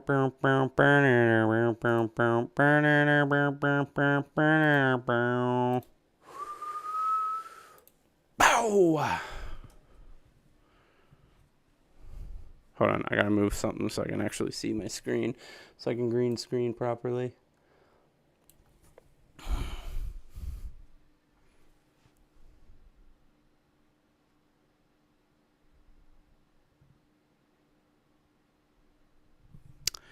But can you beat that? No, yeah. I know Tubbo Live is actual Tubbo's channel. Yeah, can y'all beat that? Y'all can't beat that. I know y'all can't beat that. Some of y'all ain't even old enough to beat that. Pow. My channel, guys, my channel is almost old enough to drive. Just saying. Like, just saying.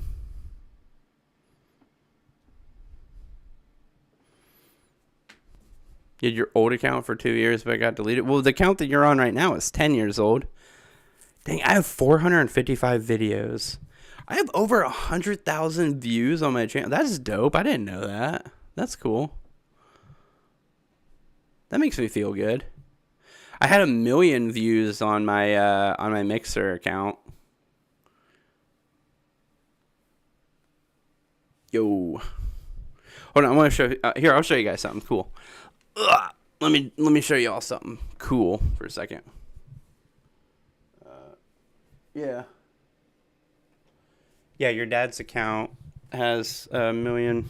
Is like over 10 years, or is 10. It's 2014. 1 second, guys.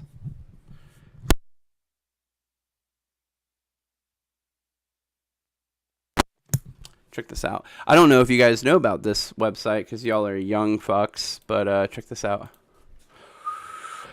You go way back machine. Boop. Right? You go to the way back machine. So you go mixer.com/Strider. That's me. Wait, 2023? There's... What? What is this? Okay, I was about to say, I don't know what that is because that shouldn't have existed back then. Let's go 2020, or no, 2019. I think no, 2020. Yeah. We'll do this one because it has so many of them. Let's go 513. What does that say? I wonder if it's... Wait, hold on.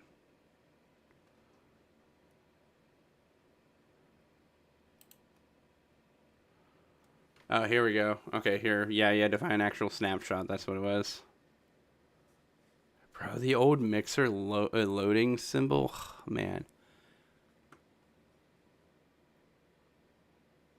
We gonna get my channel? It takes a minute, I think. Yeah. To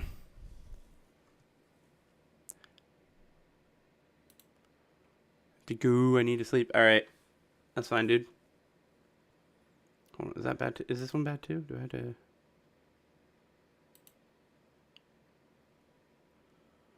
See you, Tubbo. See you, man. Thank you for the sub. Appreciate it. Here we go. Is this gonna do it? Are we gonna do it? Come on.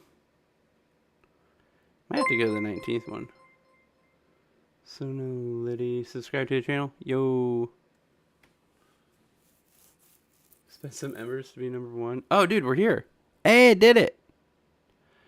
Yo. Okay. Oh, this is one of the older ones. Okay, this is before everything was actually done and dusted. In case you guys don't think it's actually me.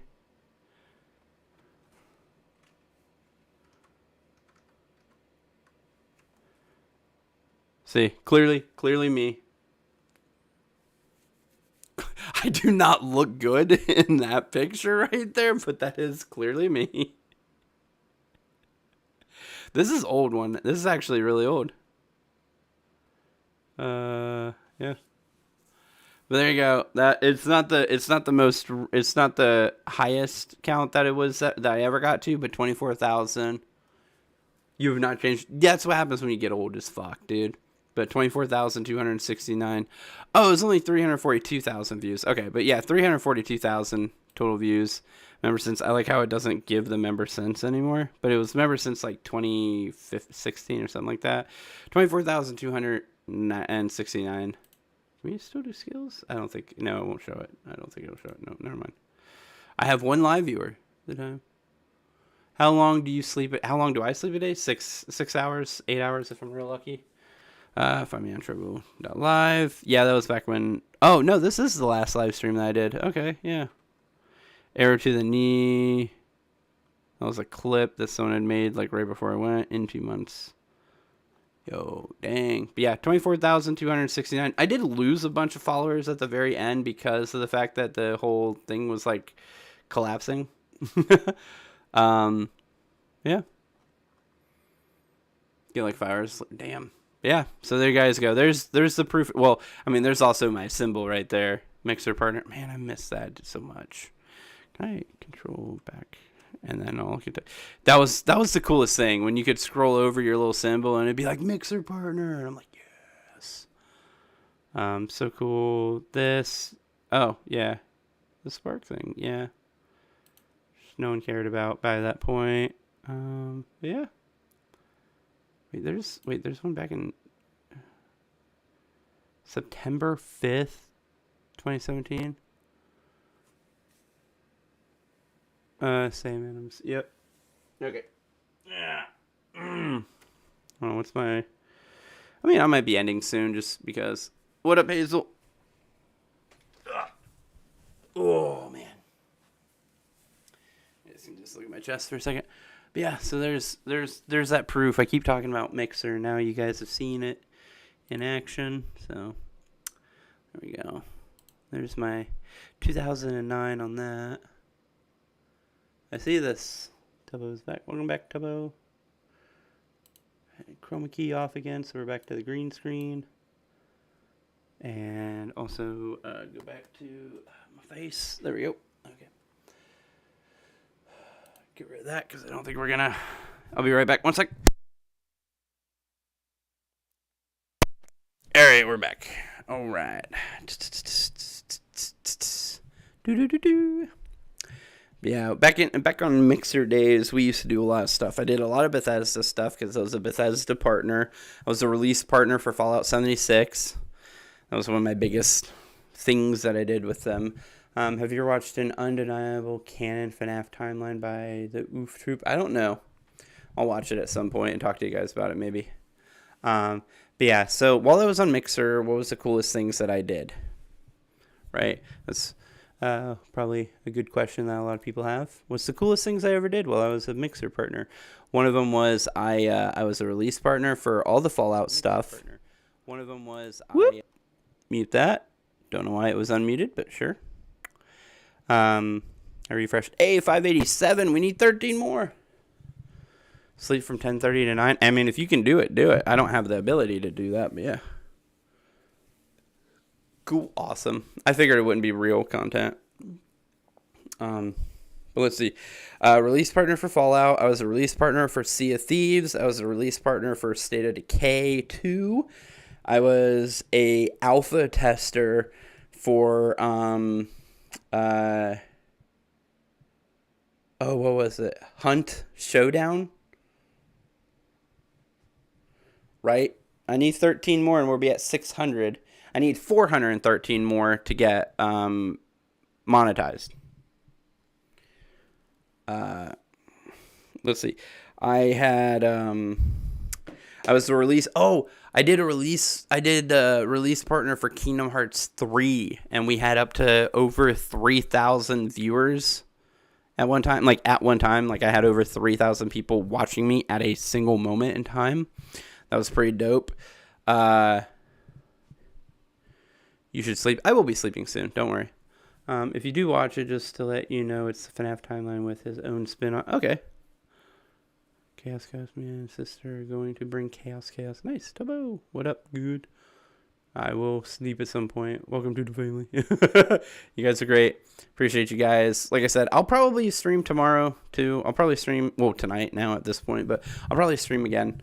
Just because, just so you guys know. So plan on it, guys. I'll be on at like 12:30. Actually, I'll probably be on earlier tonight. Now that I think about it, probably be on at around 11 p.m. my time, Eastern Standard Time. 11ish, sometime around there. So keep an eye out, guys. We'll do a longer green screen stream. But we might do. I don't know what I'm gonna do exactly. What I would love. One video we will be watching and getting a reaction from me from is we will be at one point watching my own videos, some of my own videos. The one that we need more viewers. Everyone watching, if you guys haven't yet today, like if you haven't today, because it will count. If you guys haven't today, go watch my. Yeah, nope, I still need them. I need you guys to go watch. Oh, 592, dude. Yo, thank you for the subs, guys. I swapped the logbook names. I need like 6 of you to go watch that one time. It's my most recent video, not live stream, but most recent video. We need 6 more views so it can get to 1.4K. Thank you for the subs. I do appreciate it. You guys are doing your best. Do it. Bye, guys. Yeah, for most, I mean, we're going to be wrapping up here soon anyways, I think. Maybe, we can go for another 20 minutes. If you guys want to, we can go for another 20 minutes. We're at 592. We need 8 more. We got halfway there already. But yeah, we can, what am I trying to say? We can hang out for a little bit longer. Yeah. Let's see. Okay, good. I was like, please don't. I'm just gonna mute the site just to make sure that stays muted. Yo, we're at 594. We need 6 more. 6 more subs, guys. Yo, thank you guys so much for the subs. Appreciate you. Appreciate whoever's bombing other people to get them to do it, right? Oop, my fault. My boys ain't done yet. No, you're good. Thank you. I appreciate it, though. Yeah, just trying to get to 1,000 as soon as possible. I need 4,000 view hours, too, but that's a little bit harder to get, obviously, because it's a little bit harder to get people to go watch everything. I mean, if any of you guys get bored and you guys want to add hours to help out, father or whatever you want to call me, right? If you guys want to help out, I do have, I watched it in 3 seconds. Holy crap, Tubbo. One, you could watch that video a whole bunch just to get it more view time, but I'm not really worried about it. I do have some, have like playlists of me playing other games and stuff that are like hours long, or you could just go watch a whole bunch of the live streams, and get hours that way. You need 3 more subs? Whoa, okay. Yeah.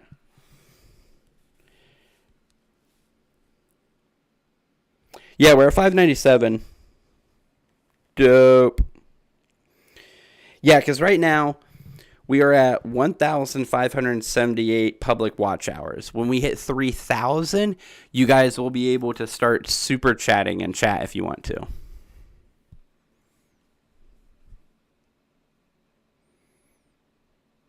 So I don't know how important that is for you guys, but if you guys are ever people who wanted to do super chats, we have to double the view time that I have so far. And one way to do that is to show up to all the streams, because that's, every time you watch my stream from beginning to end, that's 2 hours of view time. So every single day, I do it 5 days a week, you by yourself add 10 hours a week.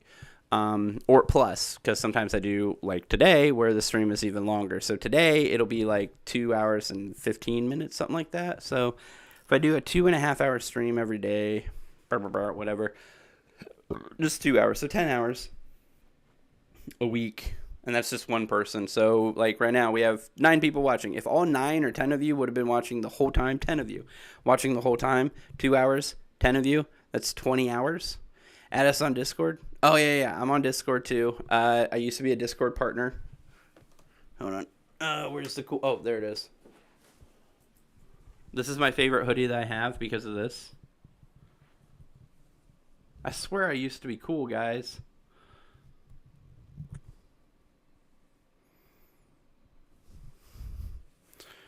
But anyways, yeah, so like if you average 10 viewers the entire stream for a stream, that's 20 hours, obviously, and then you do 5 streams a week, 100 hours for the week.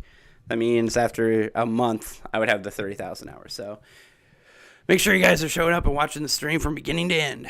And then if you guys get bored, or if you just have the time, throw up one on the side. What up, Mushroom? My job has been finished. Thank you, Mushroom. I appreciate it, man. Appreciate you hanging out, showing up. Y'all are awesome. We're 3 away. We're 3 away. You did a pretty damn good job, Hazel. Your IRL sister. Awesome, cool. Welcome. Is that everyone subbed to... God. I don't know how I feel about the weird cult thing that we are creating on my YouTube channel. I guess I'm for it at this point. I'm down. It's wacky and fun, and that's kind of something that I enjoy doing.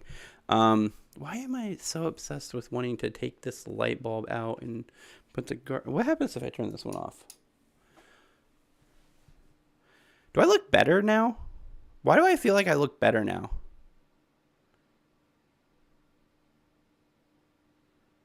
I'm not renaming my channel. 5 million children plus 1, because I do have a real child too.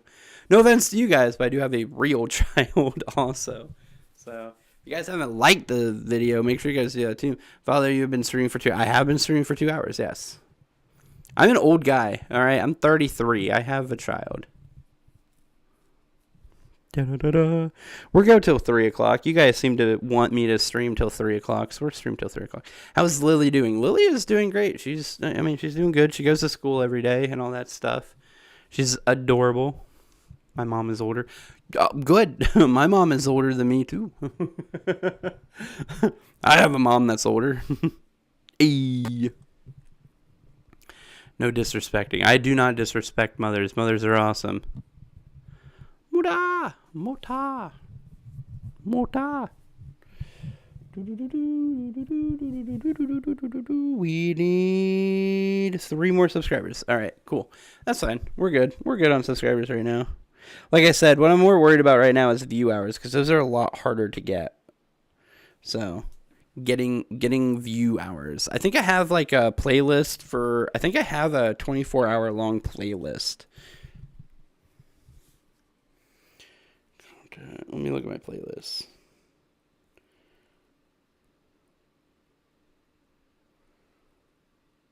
Seven Days to Die playlist is 17 videos long, and they're each an hour plus, so that's almost a full day. You can also watch me play the original BioShock all the way through. Pretty dope on that. Yeah, I don't know. There you go. I have an everything playlist that just has everything that I made on my channel before I started doing Fnaf Theories stuff. If you're only interested in Fnaf Theories stuff, though, guys, you can go watch the entire Into the Pit playlist. I don't know if you guys watched my Into the Pit playthrough. 2 hours each day. I tried to. 2 hours. Easy, seems easy. Yeah, right. No, I'm legally required to watch through all of your streams. Go for it, FNAF. Love how we talked about FNAF for like 30 minutes. Hey, like I said before, that's my kind of live stream where I have like a specific thing that I do plan on talking about. But at the end of the day, I love it. Thank you for 597 children. It's so fucking weird to say. 598. I have 598. She's not subscribed to me because she doesn't have a channel because she's 5. But anyways, yeah. Yeah, all my live streams. Yeah, if you went and watched all the live streams in a row, you could fill, I mean, as of now, because I have live streamed so many days in a row, you could fill the entire time between my live streams with live streams. Up because my live stream is at this time of day and not earlier in the day. I only stream for 2 hours a day. Which I feel like is I don't does that does go better, but then my green screen won't look as good, right? I'll have to readjust my green screen again, I think is what I'm gonna have to do. Filters, edit filters. What happens when I do green screen now? Oh no, it actually still works really well. Huh. Dope. Cool. I don't have to readjust the green screen effect. So cool. So I will no longer turn this light on because I think I look better with it not on. Right? You guys tell me. Do I look better now or now? I think no. I think light off. Definitely light off, right? Yeah, light off.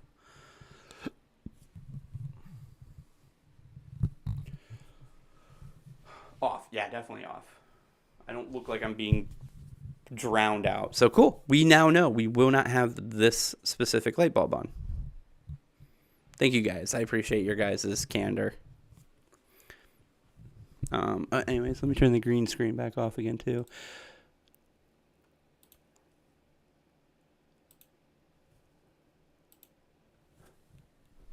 Anyway, yeah, it is getting to be... we got like 12 minutes left if you guys want to hang out for 12 more minutes. But anyways, yeah, I do try and stay in front of the green screen in green screen mode as much as possible so you guys can do weird, crazy shit with me. BRB, give my sister $20, my cash app. You don't have to pay people money. Oh, I don't know what you're paying her $20 for, but if it's anything to do with me, don't be paying people to do stuff. Let them be. Don't tell people, hey, I'll give you $20 to go watch him. $20 to watch me for 2 hours a day, every day. Would be a good way to make money, I guess. Yeah, $5.97. My thing is I'm hoping that my next theory is received well, and that will be the thing that carries us across the finish line on everything. Oh, okay. So it's bribery money. Got it. Is this supposed to be up right now? So her sister's... Oh, okay, I got you. No, that's fair. Bribery money is perfectly fine. If you're bribing people to not tell your mom that you're awake, that's one thing. That makes sense, and that's fair. That's fine. Rip my bank account, right? Now, here's my next question to you guys. Do you think I should update my profile picture with a more up-to-date, like, should I try and get a more FNAF style profile picture? Yeah, might do that. Well, I could update it with this. Hold on. I could update it to... Oh, I gotta go back. I gotta get the green screen on again. Really should just keep this active. I wish I could make a button, but I can't make a button with this guy. Oh, over here. Could make it him.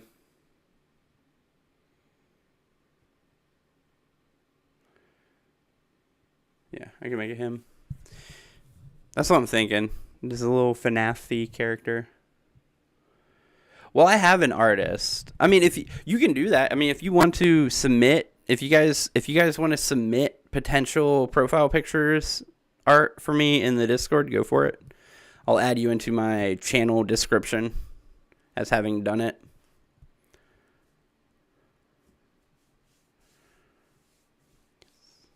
So just submit them in the Discord. Whoever I choose, I'll put you in my description and stuff. So I am the good at the arts. I've been drawing FNAF art when I was 4. Oh, nice. Hold on, I'm gonna make 3 more accounts and sub to. No, don't make fake accounts, guys, because that looks bad. Don't do the fake accounts, please. If you're sub, that's good. Don't worry about getting me to 600. I'm not worried about it that much. Don't make fake accounts, please, and thank you. Here we go. Going back up. Now we're back here again. Now we're back here again. Now we're back here again. Oh, now we're back here again. Oh boy. Oh boy. Yeah, don't make, yeah, no fake accounts, guys. Let's keep it real.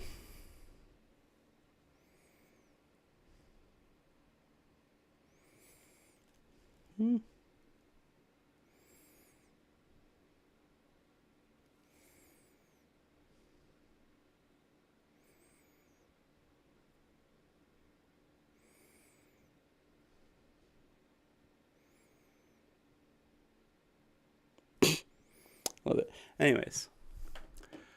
Streamlabs 3-time combo? What? Oh, what just happened?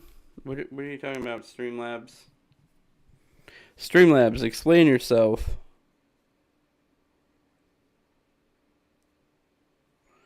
I don't know what it's talking about. What about Streamlabs? Yeah, I know. Streamlabs is what I use to stream from. I think it's finally recognized that I've gotten subscribers recently. I don't know. Streamlabs is weird. It comes in at weird times and tells me that someone's subscribed, but it's only like one person. Because the way the YouTube subscriber thing works is that if you don't click in your options that people are allowed to see your subscriptions, then it doesn't show it on my stream. Like, I do have a notification thing, as you saw when Celerity or whoever it was subscribed, that it popped up their name and stuff. That's because they have it to where that people can see their subscriptions, that the people who they subscribe to. It's public knowledge. Down bad for no, I'd be so down bad for Toy Chica. I mean, hey man, to each their own. If Chica gets you that way, Chica gets you that way. I feel it, Justin.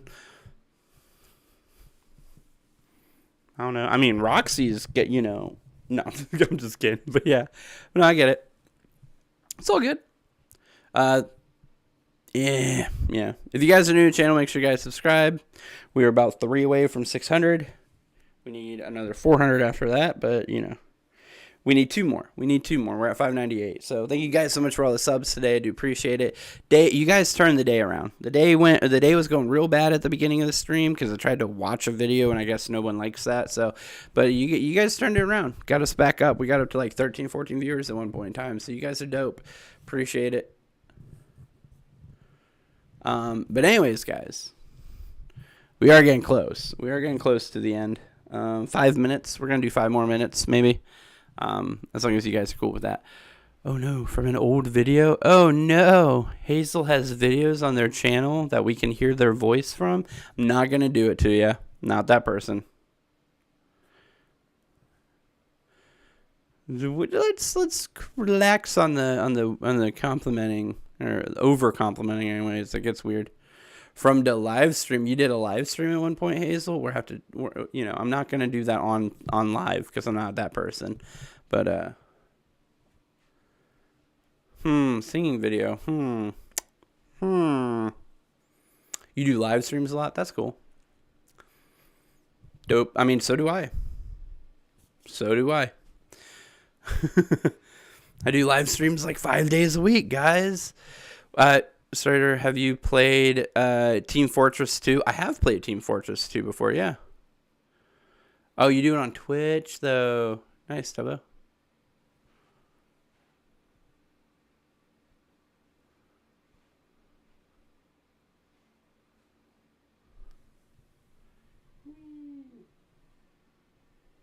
My ADHD is taking over. I'm trying to catch the wire in my toe. I got it. I got the wire in my toe. Check your subs. Oh, we at 600 now? Because we were at 598. 599. Yeah, just to hate on me sometimes. I don't care. People want to hate on me, go for it. Fan as well as a FNAF fan. Weird combo. No, it's not a weird combo. I am a Doctor Who fan. And a FNAF fan. I think those are my two favorite. I'm sad now because I stopped watching Doctor Who for a little while, and I do it on purpose. I stopped watching shows and stuff, so that way I can eventually come back and watch a whole bunch of it all at one time, and I have. and now I'm all caught up, and I have nothing to do with Doctor Who right now. Waiting on 15's second season on Disney Plus, which is dope. That's on Disney Plus now. I can't wait for them to... Oh, yeah, I could watch Torchwood, I guess. Wonder if I can watch Torchwood.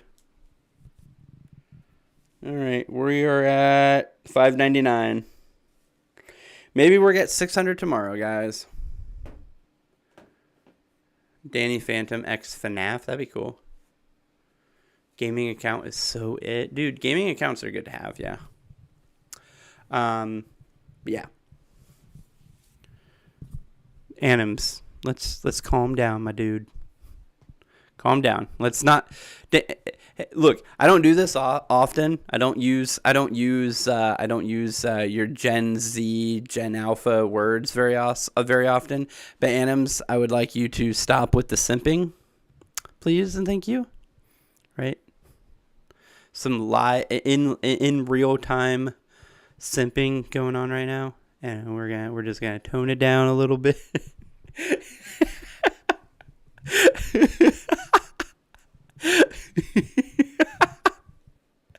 Oh, I'm having fun. That was good. That was my fun. Wow, I'm just saying, man. You're the one who's over here like, your voice is so beautiful. All caps. If that doesn't spell SIMP, I don't know what does. No. It's not a... Hey, okay, if you want to take it way too far, that's on you. But, you know. She's my sister. You guys fucking kill me. Oh my god, you kill me so much. Anyways, alright. Look, I got another 3-time combo.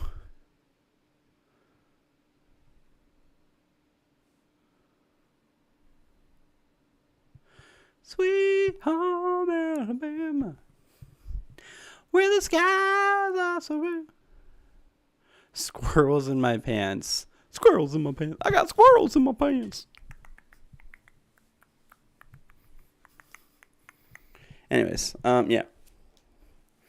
Where are we at? We are at the finish line, guys, for today. And we're at $5.99. We'll get one tomorrow. The FNAF fan. Yeah, exactly. Anyways, guys. Ooh, all right, guys. Love your faces. I'll see you guys tomorrow. Around 11ish. We'll have a long stream tomorrow. We'll talk about more fun stuff. Maybe we'll start bringing up some of the duos. Actually, I do need to start doing that. Check subs real quick. I just checked it. Okay, now we're at 600. Quit making fake accounts, guys. Don't do it. All right. Reporting you. Anyway, 600. Thank you guys so much. We made it. Love your faces. I will see you guys in the next stream, which should be tomorrow night, 11ish. Make sure you're here. It's probably going to be like a 3-4 hour stream. So see you there.